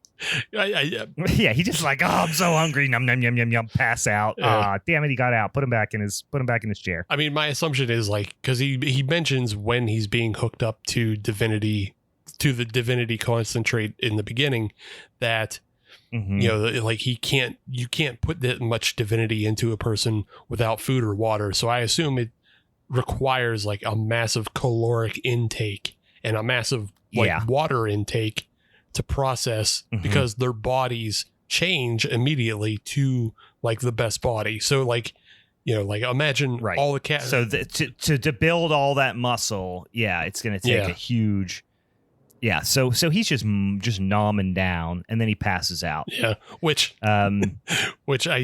again, this goes back to your point about Steven Dorff willing to be vulnerable in a role, which is fun. Love it. And then also, I just have the note: "Fat dog ate too much." Yeah, I'm gonna be like, I just saw him there, laying there, all covered in food, passed out, and I was like, "Been there, bro." Yeah, she's like, been there. Fat dog got in a kibble bag. Shouldn't have gotten in there. Fat dog lay down, go for a nap. Yeah, it's time for a nap, fat dog. But this is where we get, apparently the secret to divinity is fetal tissue. Mm-hmm. So, hey guys, they're doing something here. And now all of a sudden, obviously I'm hypersensitive to this because we've been doing the youth group is forever on the Patreon. So I'm starting to think like, wait, is this going to go into this like weird right-wing, anti-abortion, anti-choice thing? And it like kind of does a little bit, but not really. It touches not so much the whole Christian sect of that, but it actually touches more the conspiracy wing of draining children of their adrenochrome to live forever. That's a big conspiracy that like, Hillary Clinton is drinking adrenochrome from the children. She's gonna live forever because she's a child vampire. It makes the frogs gay. The whole thing makes the frogs gay. So that's a better simile there, because it feels like that. I don't want to jump too far ahead and spoil the fabulous ending, but you need fetal tissue to and I do like, that I like jargon, sci-fi jargon. I just like when it's a sci-fi movie and the writers take a little bit of extra time just to inject some jargon to make it seem like whatever crazy nonsense they're doing actually sounds somewhat feasible, right? Sure. We say John Carpenter does a great job of this. Sometimes he does it in his very, very early films, but I've always appreciated this about 50s sci-fi, whatever, where it's just like, let's take 5 minutes to explain, just say science words, and it seems feasible. They don't do that in this, and they do it, but they do it to such just a funny level. They're like, well, it needs to be that because of the science. It's like it won't extract it fully if it's not from a fetus, right? And that's just about as deep as they go. And I'm like, just say science words at me, confuse me just enough for me to go, oh, you did your research and now you know more than me, so this is feasible. Nope. Yeah. They put no effort into that. Yeah. It's fetal tissue. Right. They just had to find a science word for like when a fetus is in that kind of 3 to 6 month stage of like, find a science word from that time of, that natal period, and then throw that in there, and I'll go, say those words in a combination. That's all you need to do to check the box. They don't even do it. Nope. They do a very bad job, and they make poor Scott Bakula look like he doesn't know science. And how dare you for that? Because I know Scott Bakula knows science. He time travels. His name is Quantum Leap. His fucking name is Quantum Leap. You don't think he knows how to do science? So the brothers are all about, again, stopping him from corrupting the world with divinity, blah, blah, blah, blah, blah. Meanwhile, a bunch of people, divinity junkies, assumedly, because they're all big jack meatheads and like, swimsuit models, they all show up to Jackson's house for his birthday, surprise birthday. And literally not one person is fully clothed. Again, it's this like hedonistic environment. But I love that it's not like, the swimsuit model and then like, hey, look, it's Brad Pitt in Fight Club. You know what I mean? It's not like a Kenyan marathon runner. It's just American Gladiators. Yeah. Showing up. That's everyone's peak physical condition is nitro from the American Gladiators. Exactly. It's a very specific type. It's so funny because like all of the men turn into American Gladiators, like you're saying, but all of the women turn into Bella Thorne. Really, I mean, they all just turn into like B cup Instagram models who are like very, like all under 120 pounds. Like there's no muscle mommies. And I don't know how well that plays in today's, like that. This movie was made in 2023. Muscle mommies were catching on. You should have had the foresight. Yeah. You should have. You guys fucked up. And put some butts out there. Let's get some. It's 2024. Yeah. This was made in 2023, but get some butts out there. This has been a constant, guys. If you're new to the podcast and you're just catching on, you're just trying to figure out what our bugaboos are. When you don't have a butt in the entire movie, that's going to be a big detractor for us. And when I say a butt, I mean a real ass butt, just a dumper, not a bunch of, just a dumper, exactly. So the party is happening, and no one's really worried about where Jackson is. He's still tied up somewhere in the house, but the party is happening. The one brother has this weird moment with Nikita where they, I don't know, fall in love or something. And that's when they have this discussion where they're like, I forget which, I don't remember the brothers' names or anything like that. But one of them says in this conversation with Nikita, hey, are you, I forget, natural or something. He says it, and she's like, no, I haven't taken it. And they say here, it's either you live forever or you give life. So this is also like further reinforcement where I do think the idea is like, it's, do you take the, again, this feels like a Darren Aronofsky thing, but it's like a little bit of a red pill, blue pill. Right, yeah. Not in the Matrix sense. The movie's great, but how it's become memeified into all these like edgelord douchebags on the internet where they're like, okay, do you want to live your perfect life and live in, get all your wildest dreams come true? Or do you want to be like selfless and provide for a new life on this planet kind of thing? Mm-hmm. So this is where I say, I think divinity makes you sterile. So she's pure. She uses the word, I'm pure. So Jackson, his forehead is, by the way, fucking whacked out at this point. And he's arguing with his dead dad, I guess, about divinity. He's going on a whole fucking spirit journey. He has at this point reached jacked elephant man status. That's exactly what wait till we get that point in my notes. He is 100%. Yeah. Elephant Man meets the Incredible Hulk. And I couldn't remember. I meant to look this up. What was the I think it was a New Image comic that was like kind of a jokey take on like Spawn, where he had like the like teethy looking things that like popped off over his head. Oh, I'm gonna think of it. I think it was a New Image comic. It reminded me so much of him because he was like had his head down. All you saw was just the big lumpy elephant man thing. Anyway, the other brother is out with all the hunks, and he's looking pretty dejected. We're getting flashbacks. Like apparently Jackson watched his dad just like keel over and die while he was not being a good dad and was working on his serum or whatever. So Jackson felt like he needed to pick up that mantle, but it also made it seem like Jackson was pissed that his dad had the nerve to die. Like I get that he, was showing why he's so driven, but he was like mad. So Rip is like racing to the party because, and I forget why, but he somehow knows something is wrong with his brother or whatever. Because he keeps trying to call him. Oh, that's right. He keeps trying to call him. He's not picking up. So he's worried something's wrong. And he shows up like just kind of as the party's wrapping up, and there's people just kind of last people are stumbling out drunk. Jackson is just a giant, meaty muscle tick at this point. He just looks like he's about to pop. His head's all lumpy, and Rip finds him, and the other brother like hides and is like watching.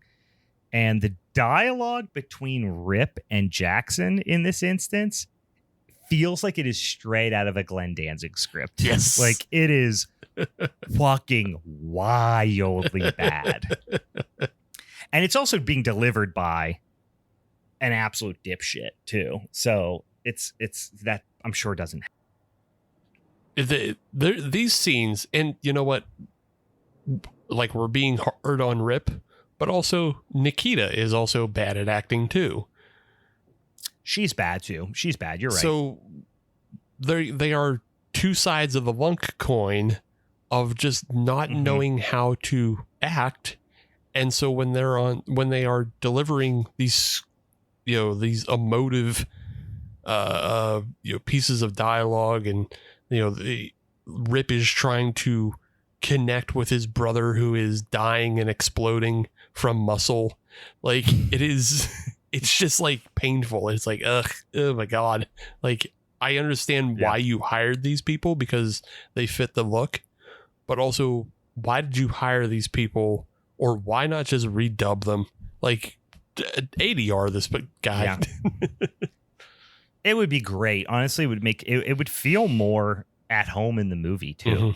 Because this, in a way, feels like if actually that would have been a great take if they would just been like, let's make this feel like a 70s Italian flick and let's just ADR everything. Yeah. Like, that would have been actually awesome. Yeah. So like the other brother walks in because he doesn't know what's happening. The quote unquote good brother walks in, and Rip turns around and shoots him. And the brothers escape. One of them's wounded. My God, this is one of the worst lines in the movie. Jackson is like, go get him, to Rip, like, go chase after him. And Rip goes, yes, brother, for our father, and runs away. And as he's running away, Jackson goes, fuck our father. And first of all, why? Second of all, that's a terrible line. Yeah.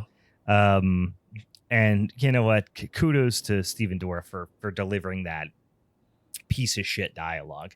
It's that. It's so bad. Yeah. It's that. Darren Aronofsky influenced. I'm doing something that's related to the Bible, but not really. So, don't try to read too much into it, but there's definitely Bible influence here.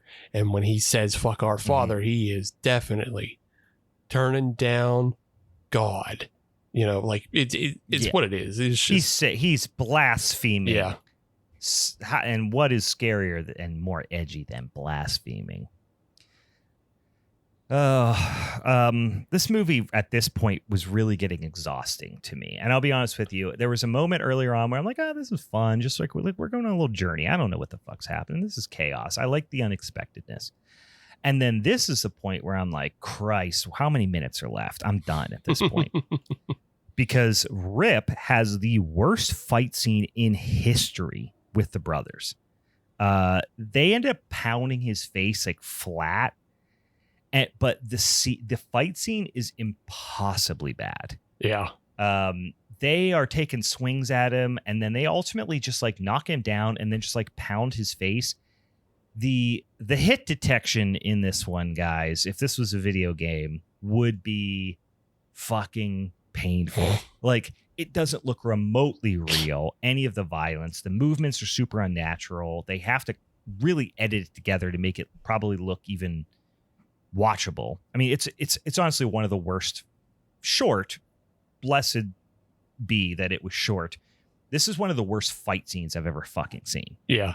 It's also fucking dark. Like, it's so dark to even see what's trying to happen, because you have this black and white filter going on. It's not lit properly, and it also has a fake grain filter over it.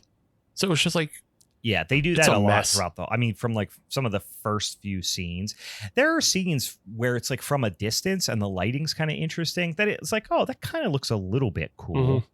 But yeah, in this instance, it's looking real bad. They're shooting this like kind of quote unquote set piece that they have is like the front of a really tacky, I'm sure some mansion in the valley somewhere with this big steps coming down the front of it. And they don't use anything. They don't do any, anti-stunts. Anybody could have done this. The choreography is terrible. The execution's terrible. It's just, it's bad. Somebody, part of me is like, wow, kudos to the editor for actually putting something together that's not completely embarrassing, but it is embarrassing. But I think he did the best he could. The brothers do find Nikita, and like one of them yells at her to just go, like, get out of here, go. The not dying one yells at her to go. The dying one dies as I guess the dying one does. And he does this, like, he dies in his brother's arms, and his soul, I guess, comes out as like smoke into his brother's mouth. And I wrote their soul snowballing. And I hated it because they have a history. Let's be frank. They have a history. Yeah, they have a history. But you ain't ever watched a brother of Shang Tsung, his other brother? Yeah, he does. I mean, he does. But it seems like involuntary, maybe in a way. I don't fucking care. She finds this like tape room where Jackson just, I guess, has all his commercials running. I don't know. Or not even commercials, like self-shot therapy sessions. I don't know, where he's just talking about why he finished his dad's project and created Divinity, and basically explains that Divinity has to be harvested by fetuses because it doesn't work good otherwise. He had a bunch of women that he impregnates and then uses their fertilized eggs to make Divinity. So basically he has like a bunch of, like, you're seeing fetuses in jars in the office there that he's shooting in that are still alive. But then also we see a whole nother thing later, but I'm like, okay, which is it? We'll talk about it in a second. But Hulk Jackson, which is not played by Steven Dorff right now. It's now some sort of slightly like Marius Pujanowski looking, like he's shorter, but enormous. Like he looks like a little mini fridge. He's as short. He's as tall as he is wide. He's just this super jacked little short guy, but they have all this makeup to give him the Elephant Man face. And he's supposed to be, Jackson, fully hulked out at this point. He flexes, busts out the ropes, finds his dead brother Rip, and is kind of pissed, but not really that much. I don't know. The surviving twin chases him out into the desert in time for a kung fu battle. Now, again, I am so out on this because I know little muscle replacement Steven Dorff, like the new Jackson here. He's not going to do any stunts. He's a little muscle bound guy. He's not doing anything cool. So I'm like, I'm out at this point. I'm counting the minutes till this movie's over. But then, unexpectedly, very unexpectedly for me, we get an entire claymation superhero battle between Jackson, hulked out Jackson, and the remaining Tank Top brother. And it is full on Dragon Ball Z meets Celebrity Deathmatch. And it's pretty cool. I'm not going to lie. It's not the worst thing. And this is actually this director's kind of hallmark, is using mixed media and stop motion. He's kind of done it before. He also produced so that movie he wrote called Fuck You. Okay. He did that in conjunction with Flying Lotus. Then he also produced Kuso, which was the Flying Lotus directed film, which also is a lot of mixed media in that film. Yes, tons. Yeah. So it just kind of stands up that Eddie Alcazar, which God, that sounds like a magic phrase, Alcazar. Yeah, really. But he just loves doing mixed media stuff. Hey, it works sort of in this. I don't hate it. It's fun. It's completely. It works in the sense that there's so many other dissonant things that this doesn't seem any more dissonant than any of the other things that happened. If there wasn't all that other crazy dissonant stuff, this would seem so out of place. Oh yeah, and it does seem so out of place. But you're like, how many other things leading up to this was out of place? Yeah. So it's like the room's already a mess. You throw one more banana peel on the floor, does it really fucking matter? You know, it's a perfect way to put it. But yeah, this crazy anime claymation fight feels in line with all the goofy ass commercials we saw earlier, because all those goofy ass commercials are just lighthearted, extremely stylized, pushed to the limit nonsense. So they feel in line together. It's the super serious, like, my father never paid attention to me, and now I take my revenge through science, you know, and then the fucking, we're two angels from heaven, and we've come to fucking punish you, and you're going to be punished for your crimes against humanity. Like, ugh, yuck, shut up, Darren Aronofsky. That's all I can think. I know Alcazar is his own person, but it just reads so much Aronofsky to me that I'm just I blame him. I didn't even know the connection. And I was thinking that throughout. Yeah, the biblical cryptic stuff, the dialogue is very, biblical and cryptic in nature. Like I said, this little fight is like, it's fine. In comparison, up to this point, I was so bored and I was just so ready for this movie to be done that all of a sudden I was like, oh, fun. Like, I was like, oh, wait, I want to see what happens in this a little bit. You know what we're I doing mean? Fun again? So Hooray. I was, yeah, all right, cool. Let's fucking have a little. I mean, it reminded me, honestly, the way they move, too. It just is very, it just feels like Celebrity Deathmatch. Yeah. So the brothers, like, they're the one brother, the surviving brother, he climbs on top of this like rock, and then he gets, I guess, struck by lightning, which gives him Super Saiyan powers.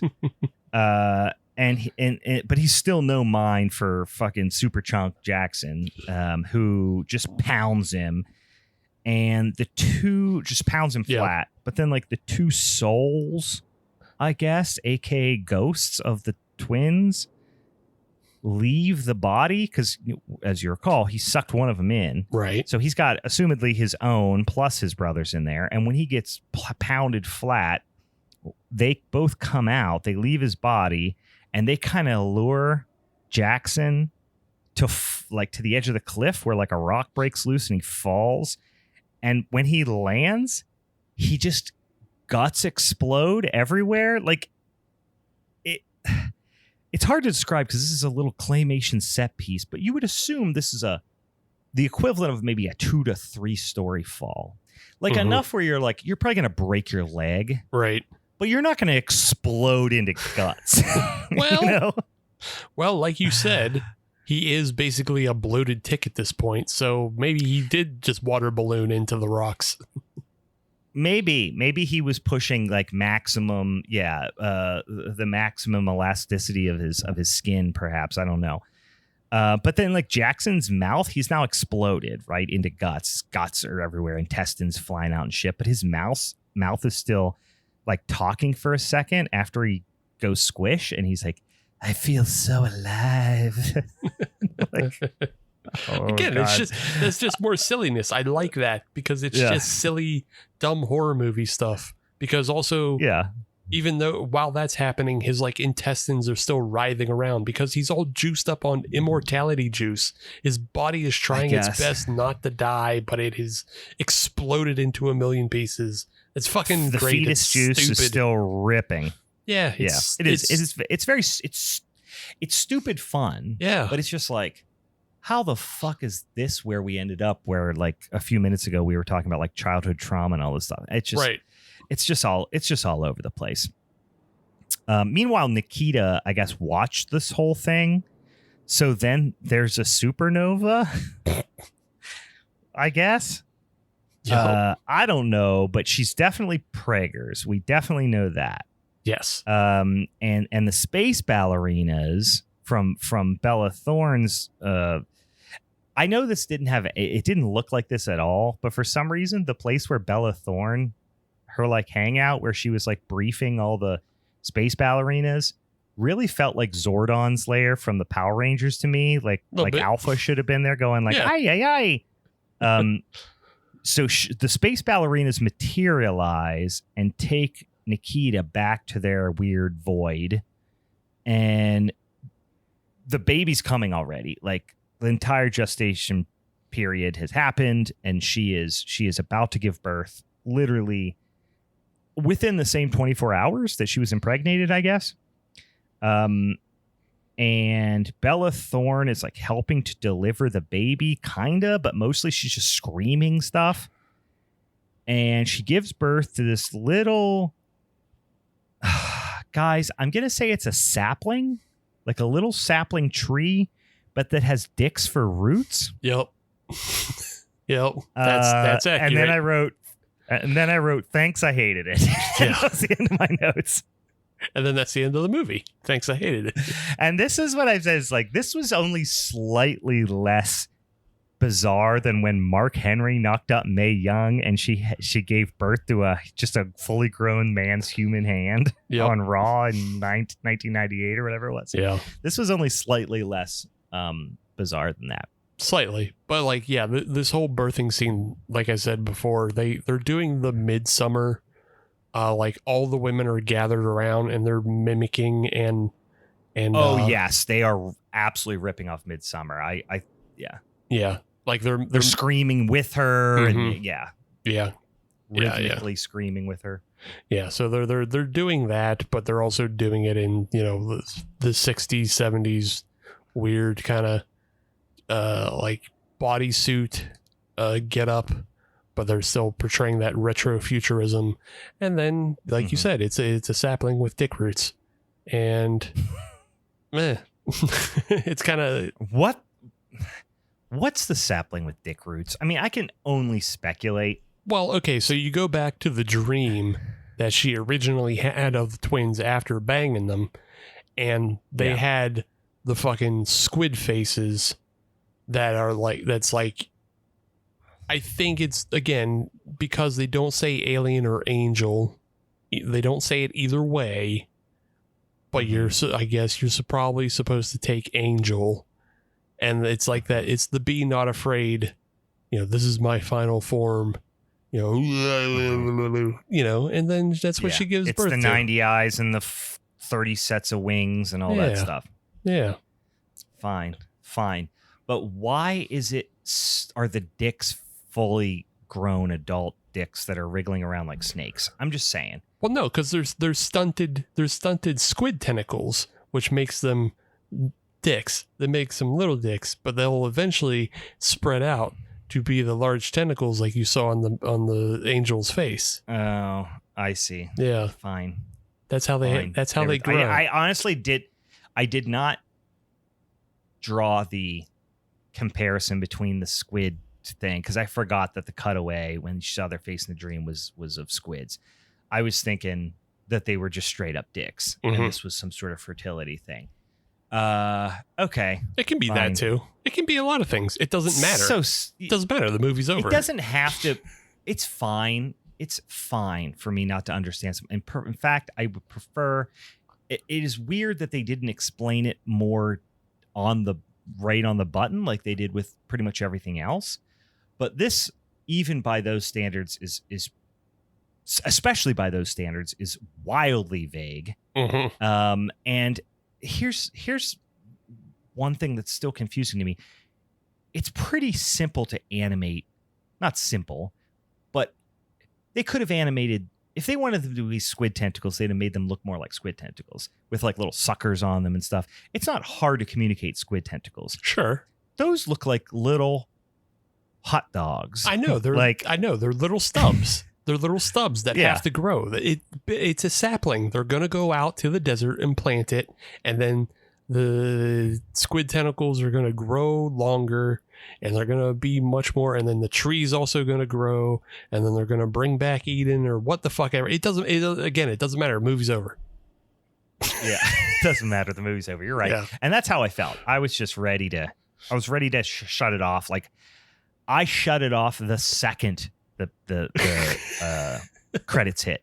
I not even like X out of the app. I turned the TV off. I just hit power off. Boop. And I just walked up to bed. Boop. And I was like, I'm washing my fucking hands of that ending. like I said, I didn't hate the movie. I've watched so many worse movies this year already. Sure. There were parts that I thought were interesting. I appreciate the big swings that they took. The ending was stupid. You can't be stupid and boring. And there was a lot of this movie that was boring, and there's a lot of this movie that was stupid. Preferably not boring at all. But if you're going to be boring, just be boring and I'll tune out. Like, you know what I mean? Or where we just won't watch the movie at all or talk about it. Right. This had like a unique combination of one part stupid, one part boring, and then like 2 parts fine. Yeah. So it's like, am I mad? No, but it's a film that keeps tricking you to watch it because it has like, it'll show you like interesting visuals and you're like, oh, what's going on here? And then it's like, oh, this is boring and stupid. Damn it. Got me again. That's a great description of how it made me feel, is like, if it was just boring, I would have just stopped watching it. Right. But it tricked you into paying attention for small periods of time. And then those small periods of time were immediately followed up by something that was A, stupid, or B, boring, or C, both. Yeah. It's like, oh, here's a weird shock collar slave guy. That's kind of interesting. Oh, all right, cool. Yeah. Oh, and now we're back to just nothing happens. Nothing's happening. Okay. But he's being weird, but now also nothing's happening to the story. Fuck. Yeah. And now like super boring. Fuck. Now it's going to be boring for a while. Man, this is really boring.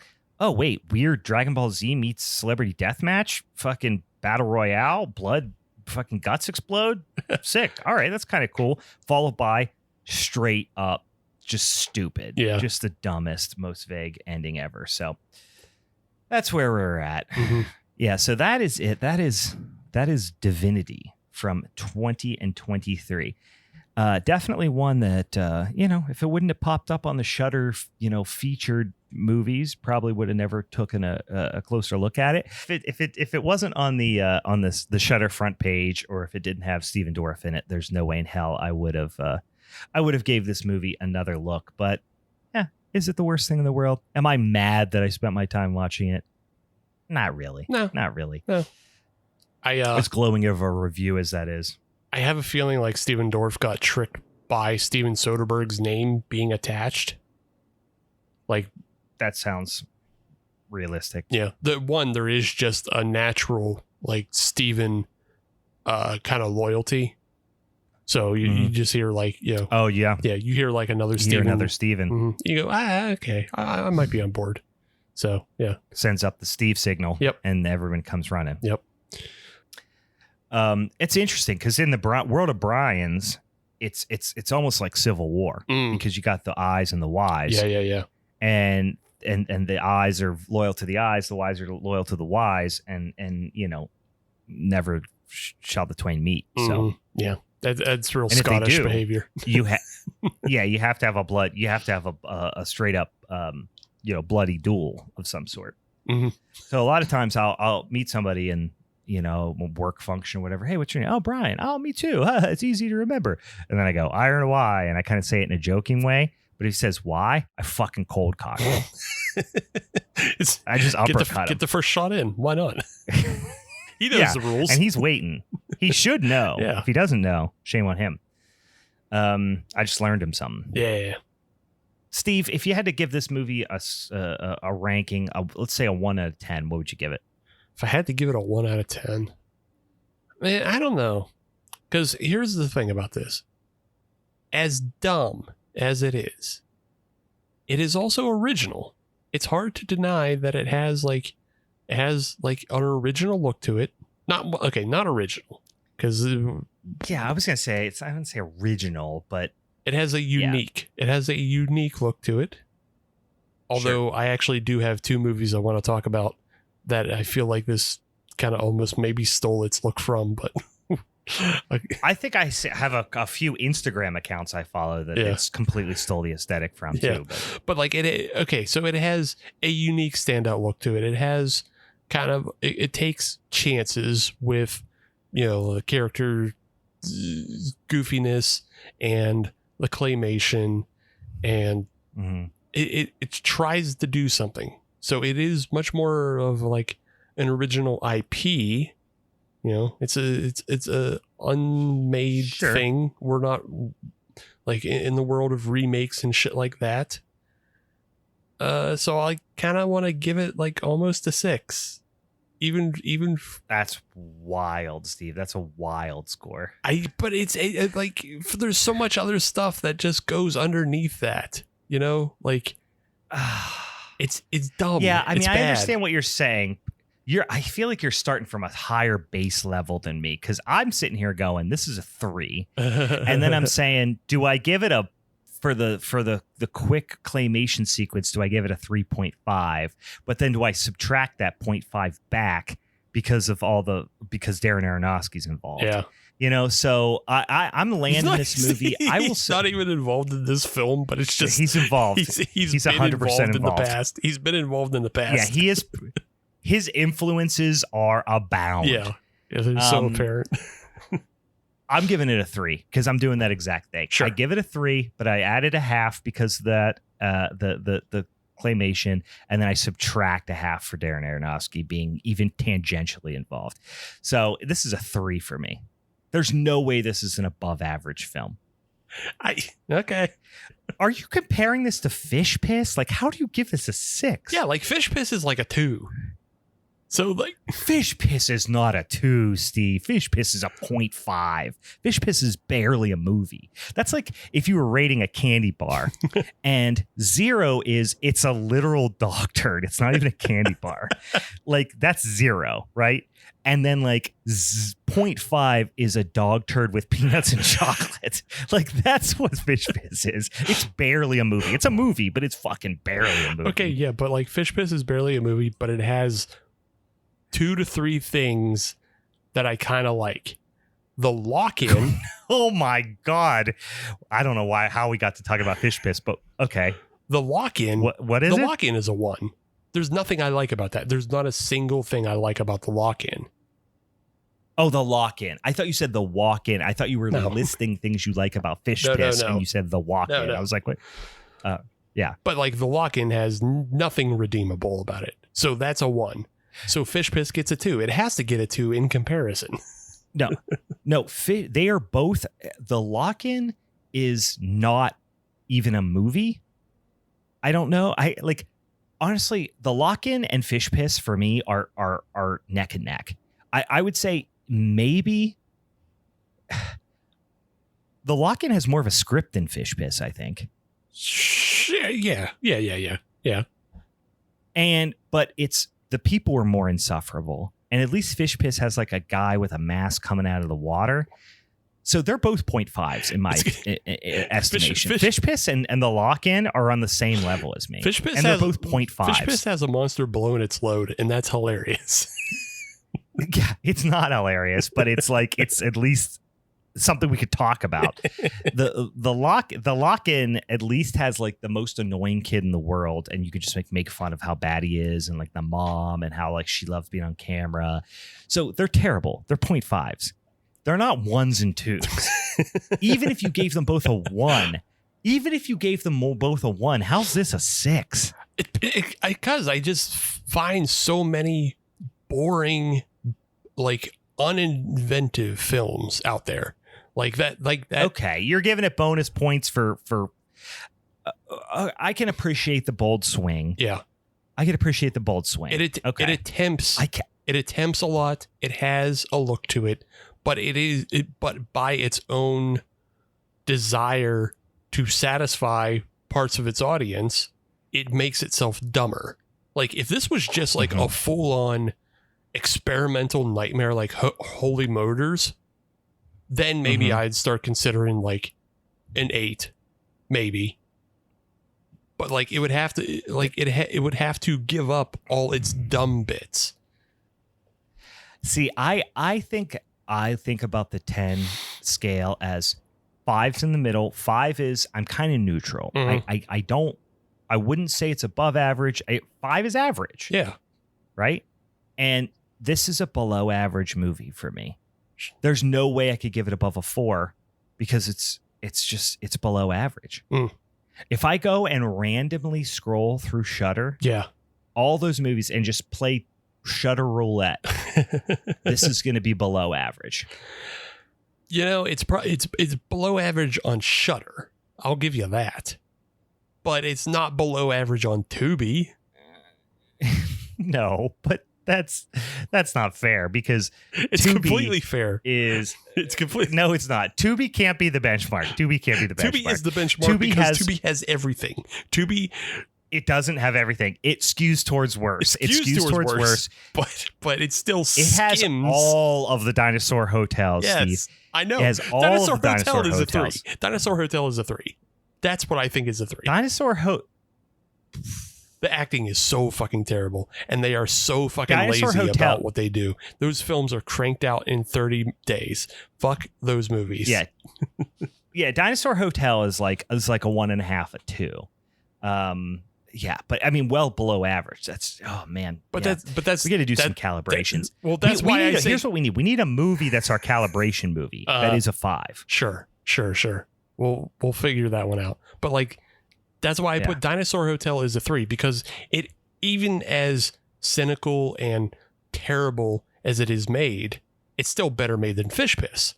So like, the Lock-In is all cynical and it's poorly made. Fish Piss is goofing off and you got a couple bits, but it's still terrible. And then Dinosaur Hotel is competent-ish, but it's still super terrible, and it's like worse than, you know, any regular person would put out proudly. Sure. Yeah. Okay. I mean, honestly, if you would have gave this a 5, I would have been fine. Something about making this above average is what's sticking in my craw.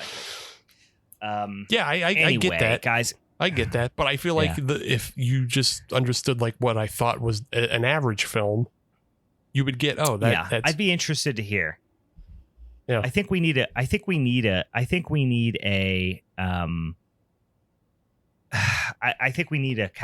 movie. I think we need an agreed upon calibration movie. Not like what is your 5 and what's my 5. I think we need an agreed upon calibration movie. This is also why I don't give out 1 through 10s, because I will weight bad films like higher if they do something interesting. There are, there's interesting things in this film that are different from just watching your regular old red box Bruce Willis action film. Yeah, I suppose so. All right. Well, guys, that was Divinity from 20 and 23. If you listen to Steve, boy, you get more than your money's worth. If you listen to me, don't waste your fucking time. Listen, I say watch it. Fine. It's an experience. It's an experience. Improve your media literacy, whether it's in the right direction or not. All right, guys, next week, don't forget our Occult Horror Showdown for September. We are deep in the spooky season once September starts. I don't give a fuck what you say. We're getting spooky ooky. We're talking about occult horror.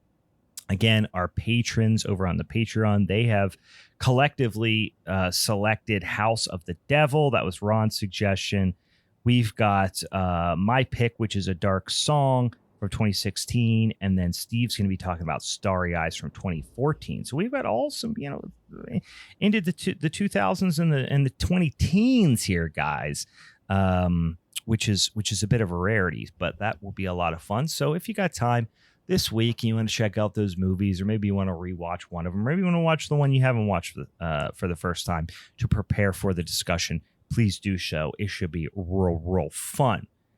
Steve, anything else we need to talk about before we wrap this son of a bitch up? Yeah, we're deep, but I got 2 things I wanted to bring up.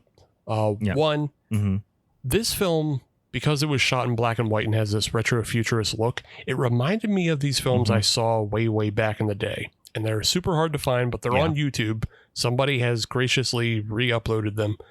They are films by he's like a director, artist. He's in a band. There's a lot of things. But the guy's name is Corey Maccabee, and he made a film in 2001 called The American Astronaut. And then he made kind of a follow-up, which is like a web series called Stingray Sam. And they're both these kind of retro futurist comedy musicals. Like, it's not full musical, but they have musical bits. And they are just like, what if the Wild West was on the moon type shit. And oh, cool. They're really great. And just the look of them will make you think of this movie that we're talking about. And I just think, like, go check those out. Like, they're not horror, but they are just really good and fun kind of films and like web series to see. There's some, what's his name? Corey Maccabee, you said? Yeah, Corey Maccabee. He does some other stuff. But yeah, check out The American Astronaut and Stingray Sam. They're on YouTube. Do it up, guys. The last point about this film, though. Did you notice that they just ripped off the OCP fucking logo from RoboCop? Oh, yeah, like during the title sequence. Yeah, during the title sequence, and then it's also on like all of their like products and stuff. Like, it's on Rip's phone, and it's on Jackson. Oh, I didn't notice that. It's on Jackson's computer bank. Like, they call it they rename it the Pierce Consumer Products, but it's it's literally just the OCP logo. Yeah, I took that as was a bit of an homage, like a little Easter egg kind of thing. I didn't like it. That pissed me off. You're protective of fucking your RoboCop. Get out of here. Yeah, you're protective. RoboCop. Get the fuck out of here. See, an average RoboCop fan, somebody who's seen all the movies and likes the series and that sort of stuff, like myself, be like, oh, a little Easter egg. Steve's such a RoboCop fan that he's protective of his RoboCop, and he's like, don't you fucking do that. Don't you fucking take that logo. Don't sully RoboCop with your filthy hands. RoboCop is a 9.5. with your filthy above average. You're giving this a 6 and RoboCop's a 9.5. RoboCop is a 9.5. Yeah. But how can you say this is only 3.5 points below RoboCop? Oh, because I mean, it's still, like I said, it still tries stuff, and Steven Dorff does a decent job. There's like Steven Dorff is the only saving grace of this movie. Otherwise, it's a fucking 2. I don't find it unwatchable. It's without dumb, Steven Dorff, but it's not unwatchable. No, 1 is unwatchable for me. 1 is unwatchable. 0.5, like fish piss, is like is painful. Like where do you like one? See, we're gonna have to have like a whole episode of like where we just put calibration. Yeah. Yeah, because like Dan was saying in the chat, which I do not agree with his sentiment. He said fish piss makes Killer Trees look like Patton, which I do not agree with. I will take Killer Tree 100 times over fish piss. Yeah, no, he's agreeing with you on that. He's saying fish piss is so bad it makes Killing Tree look like Patton. Oh, I'm sorry. I didn't read this. Yeah, you're right. Sorry, I misread that. Yes, Killer Tree. So like if fish piss is a 0.5, Killing Tree's like a 2 to a 3. Yeah. I would say if Killing Tree is a 2, this movie's a 3. It's certainly not as bad as Killing Tree. I had more fun watching Killing Tree. Mm-hmm.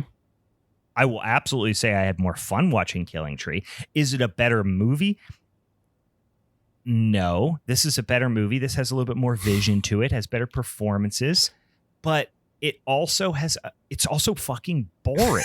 Killing Tree wasn't boring. Yeah, it was. Yeah. Killing Tree was boring a lot not of times. Not as boring as this. This movie had a fucking ton of the greatest sin a movie can have for me is boring. I guess maybe that's what it is. I'm really weighting boringness as something that knocks it down. Yeah.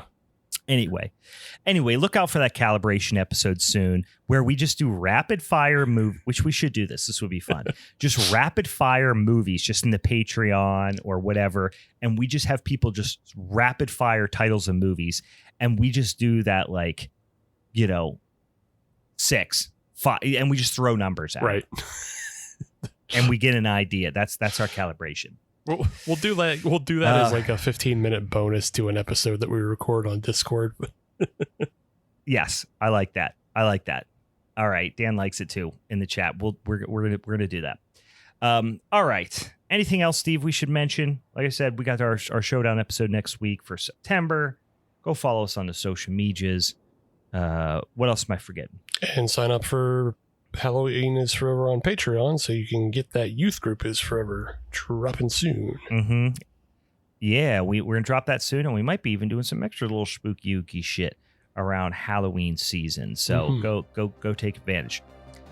All right.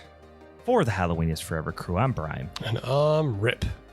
That's a good nickname. We should just take that. Run with it. You're Rip from now on. Yeah. Brian and Rip. Big Brian and Rip. Bye.